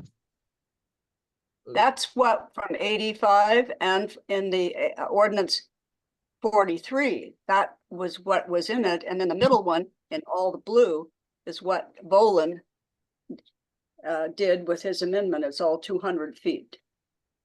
so it's the green and yellow and red that are lower height Right. than the blue and purple. And then If you look down at the bottom one and you look there in the middle where it says 26, that has been a matter of some confusion. It looks as if somebody is trying to lower what was originally passed back in 85. Well, it's not that anybody is trying to lower what was passed in 85. It has to do with the fact that the municipality purchased the building that you see where it says 26 feet for use as the Lusac Library while the Lusac Library was being built. When that building was sold, the air rights, anything over 26 feet, were deeded to the Parks Department. So yes, this did happen after the 1985 height limitations were imposed by ordinance, but it was a result of the city buying the air rights. They sold that building for $500,000 less than the appraised value because they said, you're not going to be able to go up at all. We own the air rights. The Parks Department owns the air rights. And frankly, I don't know Sorry, what the John, city if I has. could jump in for just 1 second Yeah, go ahead. I thought I was going to say that this graphic, it's because it's so small, it's kind of hard to kind of figure out. I thought the one that was the most telling was the shadowing one. Well, there's more than one, but it really shows the impact to the park, depending on how high buildings are to the south of it at different times of the year. And, for anybody who enjoys that park, and yes, that. There we go. And so is there any way we can make that larger or not? If I can here, hold on 1 second. All my This- controls are kind of messed up. Kathy, this is actually from the Long Range Planning Department. They used called SketchUp. And you can see on the left side is the way the shadowing is now on April 21st at 9 in the morning. And then on the other half is the purple buildings are 200 feet and it shows some shadowing. And if you go down the page, John, a little bit, yeah, you can see what happens at noon. And it's quite interesting. There's a lot of shadowing of the 200-foot buildings in the park at noon on April 21st. And then going to the next page, go back up, John. There's that second page over there. Yeah, that is solstice. And it's quite interesting at 9 in the morning. It's interesting because in Mr. Boland's amendment, it gave the excuse that the pact impacted with solar more on the park than whatever else he came up with. And you can see that's not true at all. Well, he was talking about, 6 o'clock at night and not Well, noon. that could be true. That could be true. And then the very bottom one, I think, is at 3, is solstice at noon and at 3 o'clock in the afternoon. So if I could jump in, just this ordinance that passed, the assembly originally passed the ordinance as noticed, where people could weigh in on it. Right. Included the table that I think the numbers are pretty impressive too. And then when the public hearing was closed, and then Assemblyman Voland proposed his amendment, in the table there's broken down into 3 blocks, 69, 70, and 71. And whether it's northwest quarter, northeast quarter, or south half. I mean, he marked out 115 feet and put 200. Another one, 85, originally 85 feet. He put 200. Another one, originally 55 feet. He put 200. Another one, 85 to 200. Another one, 115 feet to 200. That's a lot of height that Right. he arbitrarily, I mean, I don't know what his basis was for choosing these height increases to building. Well, the Simon Company representative came and asked for 200 feet for the Penny's Garage, which has to be taken down once the city gets title to it because it's dangerous. Maybe John can put up that other graphic, the amendment that Voland proposed. The text of it is given to you, and there's a couple other graphics that may be of interest. Well, it was interesting that Mr. Boland said that the 200-foot height limitation that he was recommending, or that his amendment, in fact, now provides for, was a compromise, because he said the FAA would allow 400 feet. And I don't know, it just sort of gets ridiculous. I think the bottom line, so does anybody else want to weigh in or have questions for John and Diane?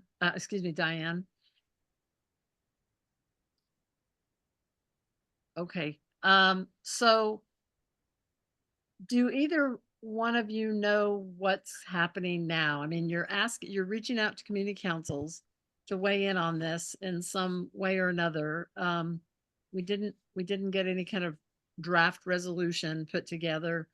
I did send you about 10 points, and but to get it into kind of a concise resolution format, I just didn't get it done. You can just put whereas in front of them. And I also sent you Fairview's draft resolution. Their executive board is, I think, seeing that tonight.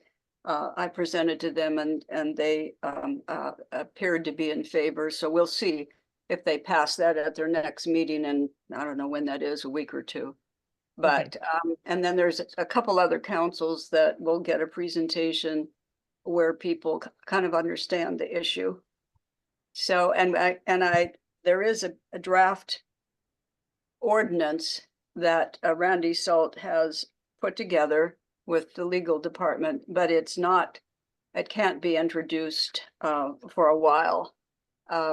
But it is prepared, and it's essentially saying the same things that John said, and going over a little of the history and what happened at the ordinance, and just proposing proposing that it go back to the original with the compromise for the east side of Penny's Garage, and how this just fits perfectly with our downtown plan for solar and step back and pedestrian and everything.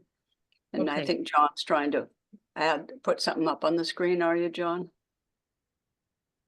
I'm not sure. Do we really want something up? Kathy, do we need something on the screen at this point in time or not? What would you like? Well, I was just gonna ask what the wish of the body is in terms of, but give us some direction. So there's no specific ordinance to, for lack of a better way, undo Assemblyman Volan's amendment to the 2023 ordinance.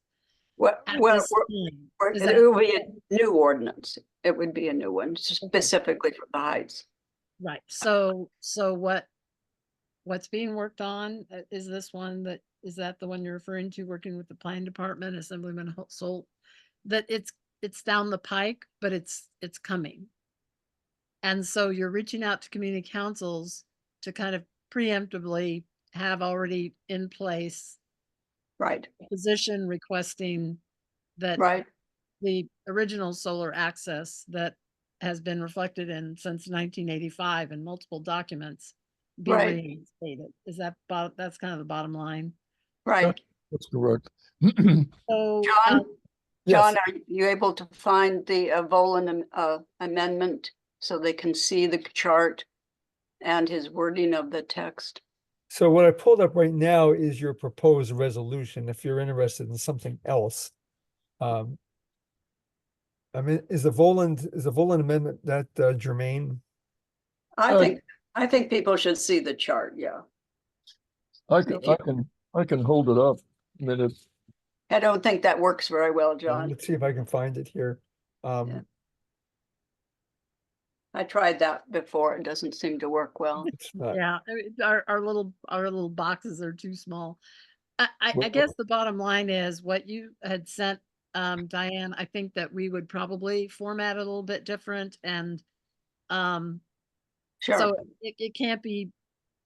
It probably wouldn't be the best to just verbatim approve something that you provided us that really wasn't in our resolution format that we. Right, you can do, those are just suggestions for Yes, points. absolutely. And I asked for some suggestions or a draft one. But is the wish of the body to go ahead and take a position on this? And then the board can craft a resolution around it so that we have it kind of in the can when this may come up before the assembly again to consider. Is that, or does anybody else have any other suggestions of how we want to deal with this?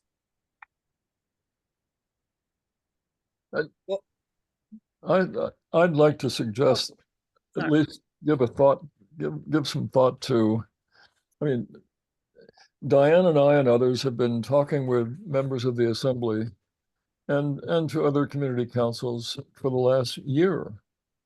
Members of the assembly, particularly Chris Constant and Mr. Voland, seem vehemently opposed to any change.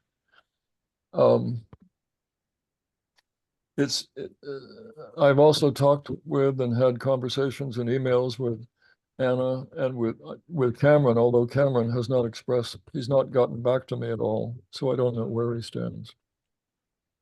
But at this point, I mean, a resolution held in readiness for the ordinance to be created and voted upon or brought before the assembly is a good idea, but I would really like for the Turnagain Community Council to go on record with at least a concern about what this amendment portends.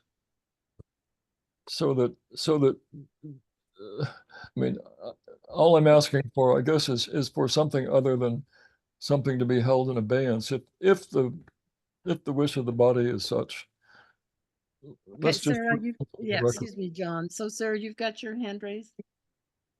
Yeah, I know in times past when we are presented with information like this, we sometimes will have both sides of the, Sure. I don't want to say argument, but we'll just have both sides presented. And I just hate voting on something that I don't feel fully informed on. So I'm just wondering if we have time to do that. And I'm sorry if I missed it earlier, but sounds like time is of the essence on this, or do we have a little bit of time where maybe No, the council? there's time, and your assembly person, Anna Brawley, is has mentioned even, I think today, because it came up at the ACDA, or is it AEC? I can't remember the acronym. AEDC. Yeah, right. That somehow this was a taking, even though, of course, the limits have been in place and people bought for, you know, over, you know, there's been a change of building ownership for some years. So, except the Sixth Avenue Outfitters. So people, you know, this is not a taking, and it's kind of interesting. She's a planner, and she said today, I have to laugh. She said we shouldn't be telling people what to do with their property, and I thought, she's a planner.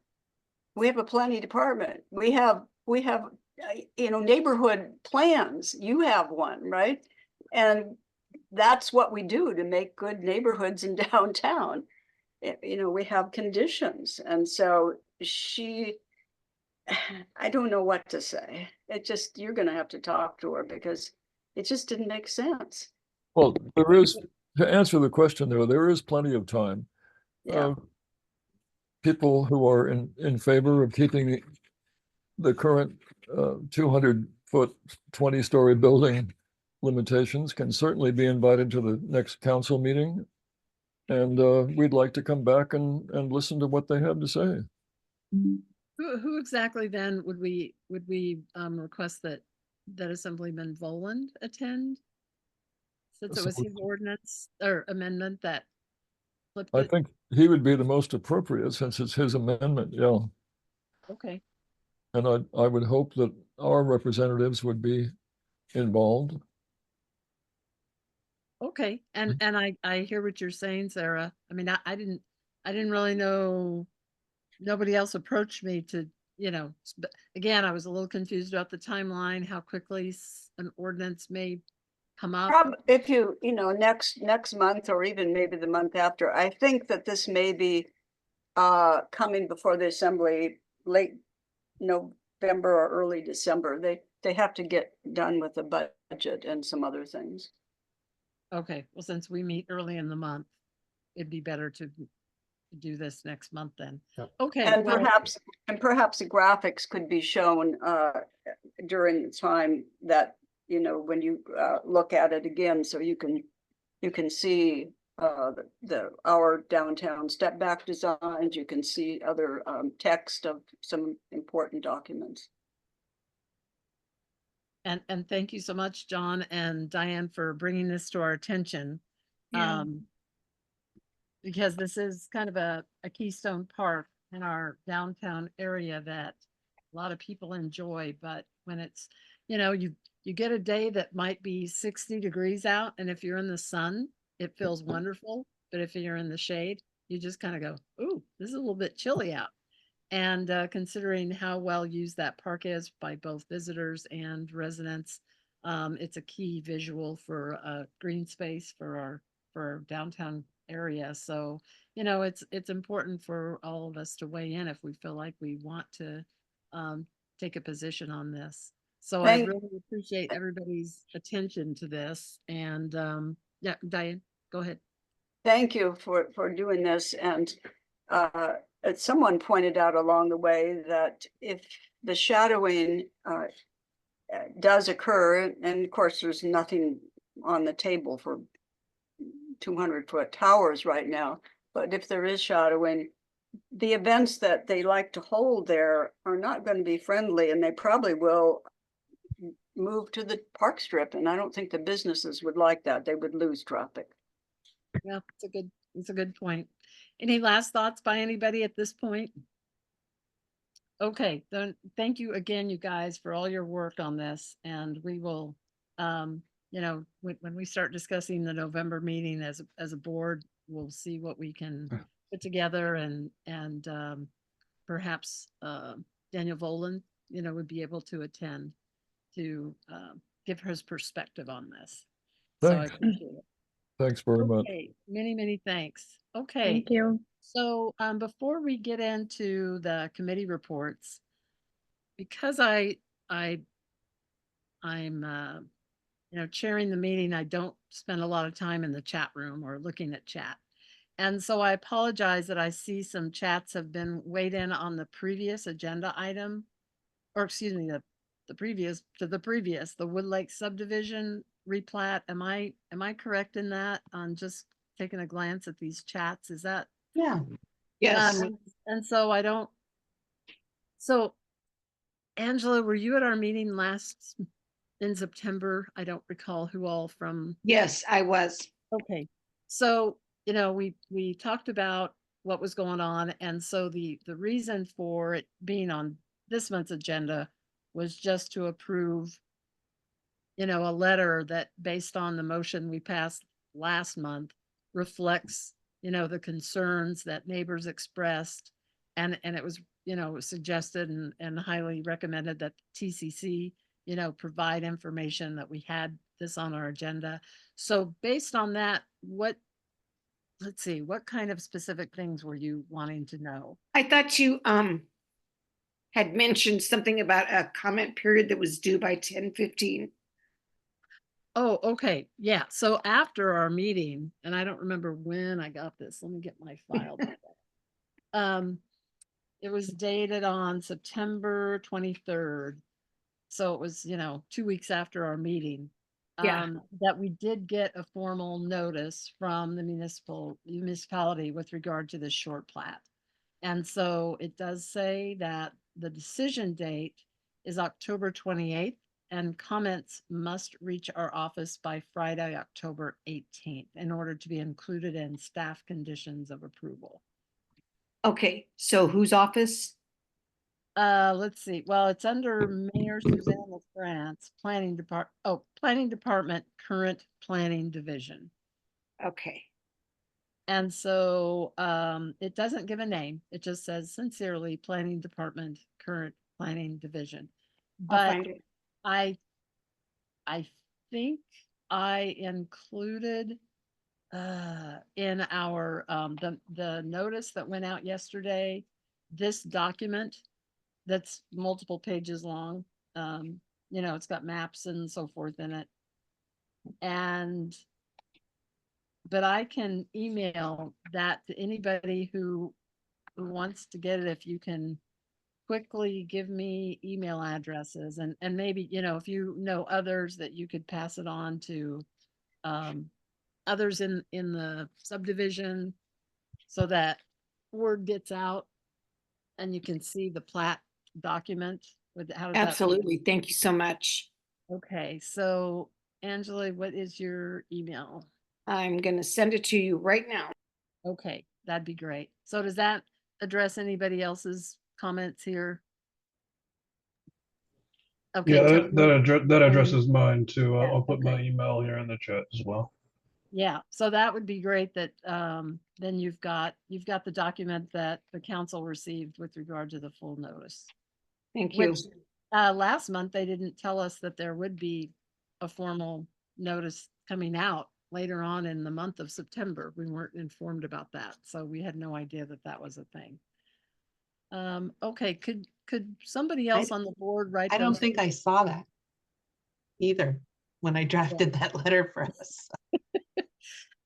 Karen or John, can you, or Lamar, can you guys note those email addresses and note them down for me so I don't have to take up council time to make a note to myself and then send them to me? I would appreciate it.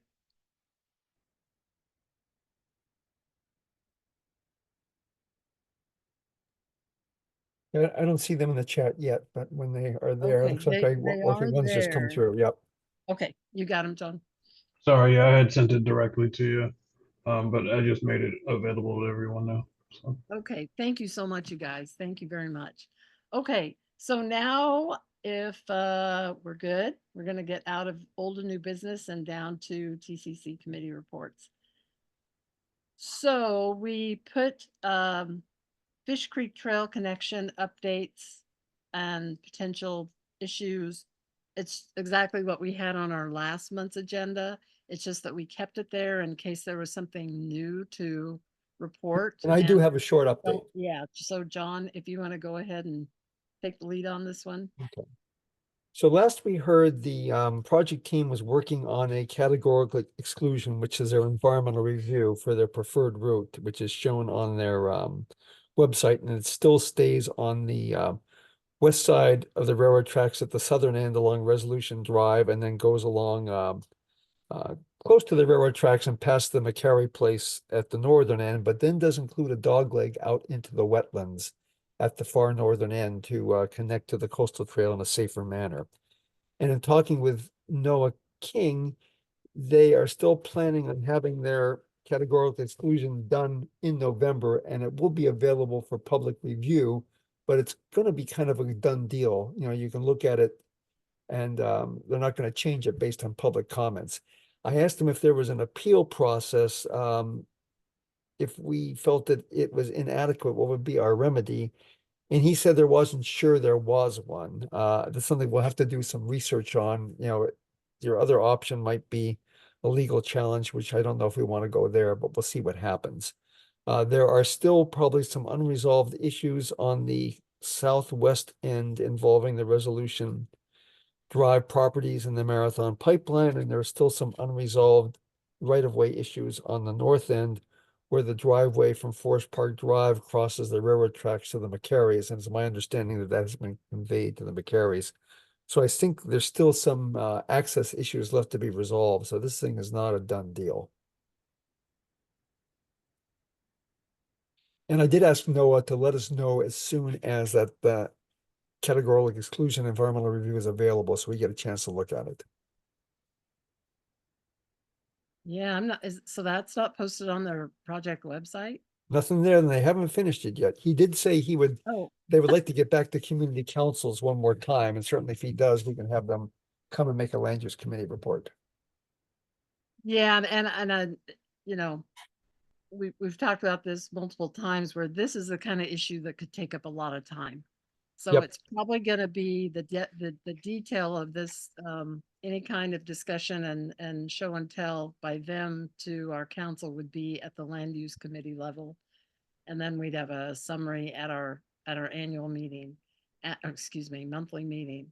So you said they want this done by. They they're said looking to get November. this done by November.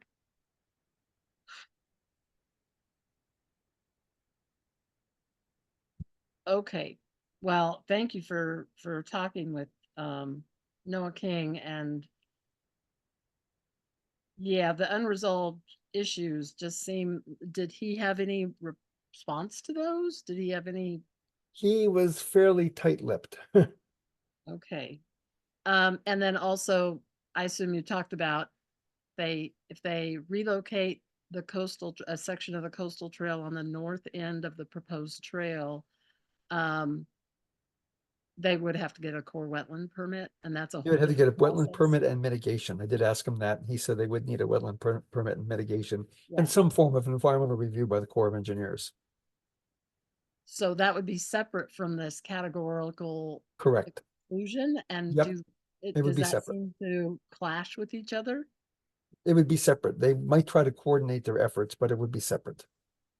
Right, but in terms of environmental impacts and what they may need to mitigate, they're saying we don't need to have we just want an exclusion from all that fussiness, and yet we're filling wetlands, so we're gonna have to go through a core permit process.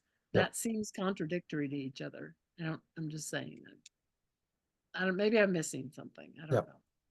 I'm not sure if there's a conflict there in terms of process. Does anybody have any questions about this project? It's been around for quite some time, and you know, I assume it's continuing to get the funding, the federal funding, and no, I don't know, because now we don't have either assembly person with us anymore, but since they're looking at the budget, you know, this is the kind of thing where maybe they would budget for the muni match for the 2025 budget. And so we might need to look into that as well. I'm not sure.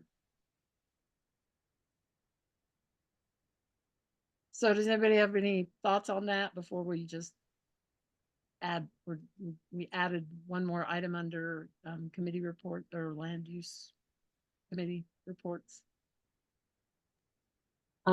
Just wondering what anybody thinks might be the cause of the delay. I mean, they haven't gotten to a public permit process yet, or and yet there's been multiple delays. Wondering. I mean, I think there's some property issues on both the south end and the north end that they're still trying to work through, is my guess.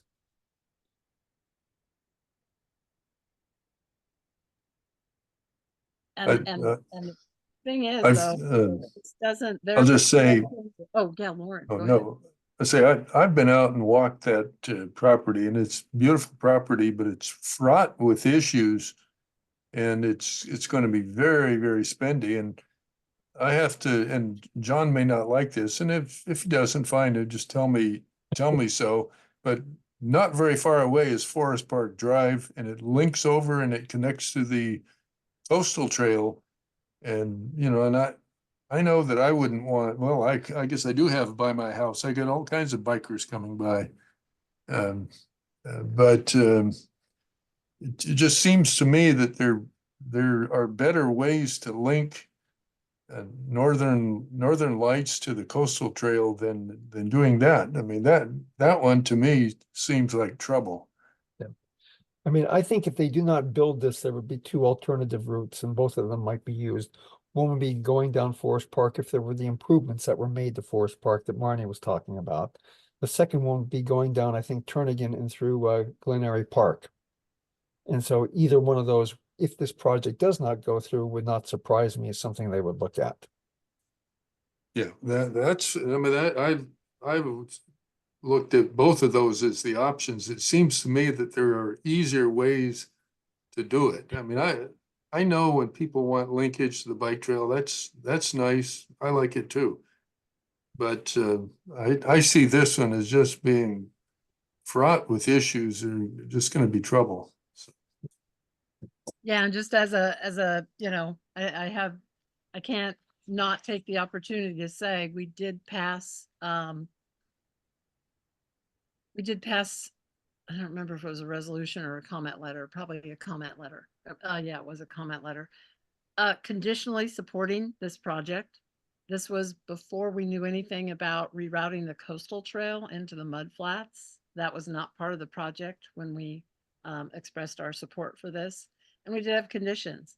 And their preferred route alternative does not conform with the conditions that we requested. So it puts our community council in kind of a strange situation where, you know, at the 40,000 foot level, there's a lot of support for that trail connection, but the devil's in the details. And we took that into account, and we have spent a lot of time on the project proposal, and we've been completely ignored. And they really didn't care whether we support it conditionally or not. And that's unfortunate because it puts us, you know, it just puts us in an awkward position with regard to how we process this forward from a council perspective. But thank you, John. I appreciate the update on that.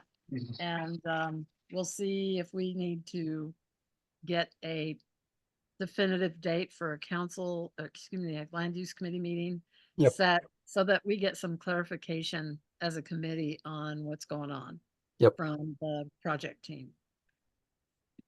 Okay, and the item that we added to our committee report was this development. Let's see, I kept saying ADU, but it's not ADU. It's PUD. It's plan unit development. So this is an So ordinance. John, that if you want to address that one too, I Okay. appreciate it. So this was an ordinance that was introduced for reading at the last assembly meeting on September 24th. And it's scheduled for a public hearing on October 8th, in which point in time they might act on it. So it has a potentially fairly short fuse. There actually is going to be an assembly work session tomorrow on it at 11:50 a.m. If I can go, I will. It's also available by YouTube. You can find a link on the Muni Assembly website and tie into it by YouTube. But essentially what it does is it amends the code for planned unit developments. And in doing so, it waives the Planning and Zoning Commission review of certain provisions of the planned unit development. That part is a bit unclear, but essentially planned unit developments allow for a certain amount of flexibility and mixed use density within a specific piece of property if they come up with different amenities like open space and things like that. And it is a conditional use, which means it has to go for a public hearing by Planning and Zoning Commission. And they're not proposing any changes to that. What they are doing is that they are removing some criteria that are normally required for a planned unit development. They're reducing the minimum size for which a PUD can be proposed, which is down to like 1 acre in some of the districts, which means you could have a small lot with a planned unit development that drastically increased density.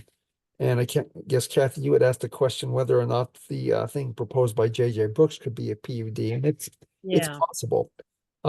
It also reduces the minimum reserve for open space and counts parking as open space. It what else does it do here? It does a couple other things. It also increases the number of dwelling units per acre. In the R1 through R2D, increases the number of dwelling units per acre by a couple of additional dwelling units. When you get into R2M and R3, it just about doubles the number of dwelling units that you could do in those districts. So it's a little bit hard to tell exactly what this is going to do. It follows this pattern of an ordinance being introduced, read quickly and passed quickly without much time for a community council to see it or digest it. And also, I don't know if the planning department has weighed in on this. I do have a call into Tom Davis to get his opinion. But I mean, at this point in time, I'm not quite sure if we want to craft comments on this or not. It may be one of these things we're going to have to see what happens at the work session tomorrow, decide if we want to testify, and then potentially do something and have to get council approval after the fact. But it's just another one of those very short trigger items without much time to review and really understand what it means. Yeah, so thank you, John. And this is, and I think Diane Holmes has signed off, but she's the one that brought it to our attention. Yep. I mean, this is the kind of thing where now that the ordinance that says the assembly can just come up with something and, you know, no community council notice, no this, no that. They're really trying to streamline the process. And sometimes that's a really good thing. But it really puts volunteers like us who are just trying to look out for our neighborhoods and make sure developments are done in a way that's compatible, as well as, you know, providing housing and good housing. It seems to clash and put us in this crazy spinning wheel that we've been experiencing since kind of last fall, about a year since the home initiative idea started up. And so this is a difficult one because this takes a lot of time to go through, you know, multi-page ordinance proposal. And there's a lot of things that are being deleted and some things being added to code that, yeah, the public hearing's Tuesday. So what's the wish of the body on this? Well, Kathy, real quickly, we're at 8:59. Do we need to extend the meeting by about 5 or 10 minutes? That would be great, just so we can wrap discussion. Okay, so I move to extend the meeting to 9:10 if needed. Okay, thank you. Do I have a second? Second. Thanks, Dan. Yep. Any objection? Let's go to 9:10. Okay. Yep. Is that okay with you, John? Yeah, 9:10 was my proposal. Yep. Okay. Well, okay. You No, said that's- 5 to 10 minutes, so. Yep, Okay, and okay. I said the 9-10 in the motion, yep. Okay, So, sorry, John, is there any objection to extending to 9:10? Okay, thank you. Go ahead, John. so I think, I just don't know yet what we would do in the way of crafting something for public hearing on the 8th. And I think what I'll wait and see what happens at the work session tomorrow. And it may be that we'll have to communicate among the board and decide if we want to submit testimony and again, get it approved by the group after the fact. I don't think we have another choice. Now, I did, again, Diane Holmes, there was one suggestion that she made via email earlier this afternoon, and it was to ask for postponement. Yep. Because this is a pretty big deal. It could be. Yep, and that's a possibility, yeah. And that we just, councils and other interested parties need more time to kind of digest what these amendments would mean. And, we haven't heard from JJ Brooks in quite some time. We don't know really where the development that he intends to locate housing there east of Rustic Goat across the street from Turnagain Street. We're not sure. Yeah, that's I don't know if his project falls into this, and then all these exceptions and requirements are being removed, that he could come in and do something that we may or may not think is the best course of action, especially, with access and all sorts of problems that area may have. So it would be in our best interest to follow this pretty closely. But I think maybe asking for postponement would be a prudent thing to do. Yeah, that should be our baseline. We can ask it and see what happens. Does anybody else want to weigh in on this discussion?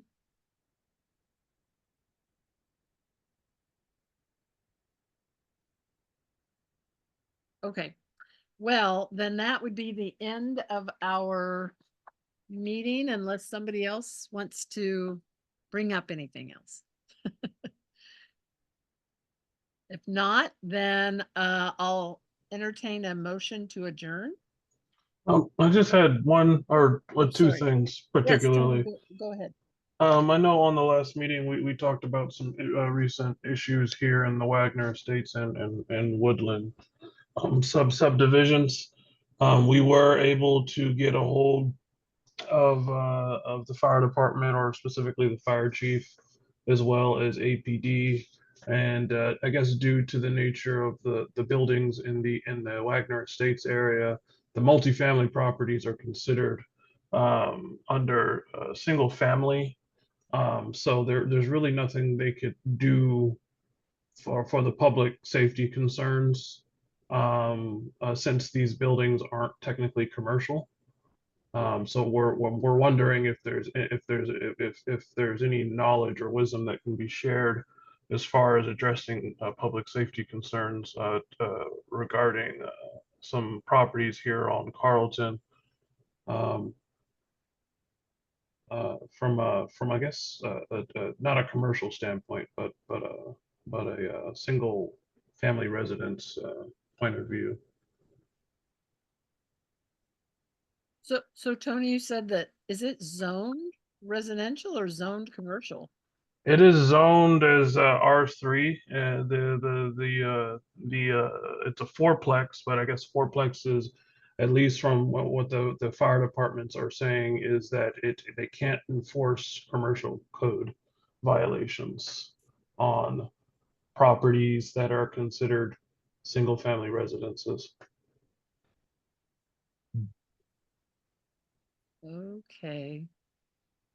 So I've been spending the last couple of weeks trying to research that, because I've dealt with these issues and had them addressed with commercial properties just fine, but apparently the procedure is different once you get below 5 units. So Boy, I'm at a loss on how to respond, John, or anybody. Any thoughts on? I mean, this is kind of a parallel to the Fish Creek trail connection, where the devil's in the details, and sometimes they're hard to deal with because things aren't all neat and clear. Yes. We've had task forces formed by APD in the past concerning commercial properties.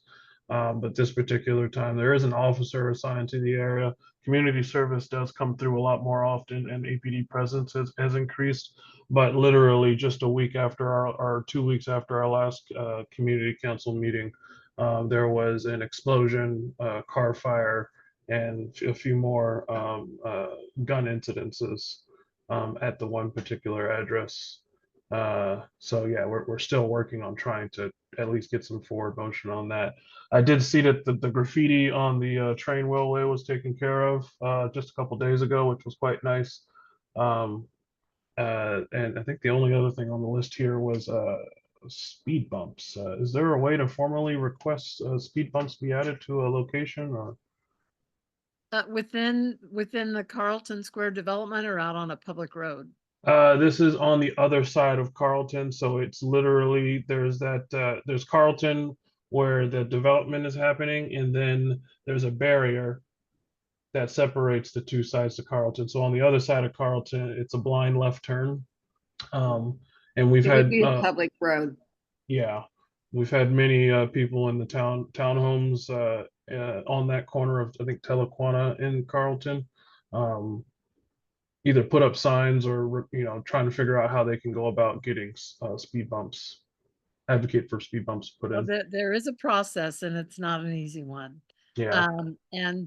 And right now we've probably got it close to 15 streets that Turnagain Community Council has requested in the past, where neighbors and neighborhoods have requested speed humps. And it's been quite some time where any of them have been approved, because everybody in town wants them. And and there's only so much funding. So they go through every January a cold list and a approved list. And it's not easy. And they take traffic counts and so forth. And the last couple of times we requested, it didn't meet the criteria to have any put in. So it's not out of the realm of possibilities. Just to let you know, it's not that easy of a process. Okay. Is there a record that's kept for the streets that have been? I'd hate to put into a request for something that's already been denied. Well, yeah, I could email you the 2024 list. It came out last January that showed the what they call qualified and cold list. I don't have those up on the top of my head, so I could provide that to you though. Okay. Yeah, my email is in one of the emails you'll receive for the commenting on the replat. You can send it to the WH Rentals email. Okay. And then as far as the process goes to get a request a speed bump, I mean, I'd at least like to put in the request. That way it's basically out of my hands at that But point. it does involve a community council resolution as Oh, part of okay. the process. Okay. So we would have to have this on a future meeting to kind of discuss in more detail. And a lot of the times there's just not the level of traffic that it has to be at a certain level, and where you may think oh, there's cars all the time and this and that, and then it's shocking to hear, oh, you didn't even come close. And I think the latest example was Hillcrest Drive between Spenard and Forest Park Drive, where all that school activity goes on. And we thought for sure. And the neighbors were really, really, really well. They did a good job of coordinating and organizing this request, and provided all sorts of data. And in the end, it was denied. And so if that gives you a picture of your area compared to Hillcrest Drive by the schools, like I said, it's tough. Okay. Doesn't mean that they do put some in every year, so it doesn't mean it's impossible. But just to warn you that the process isn't easy. Okay. But yeah, if you want to, now all these emails that are in chat room, somebody has documented these, because I haven't. So hopefully one of my board members has done that for me. And we are at 9:10. So is there anything else?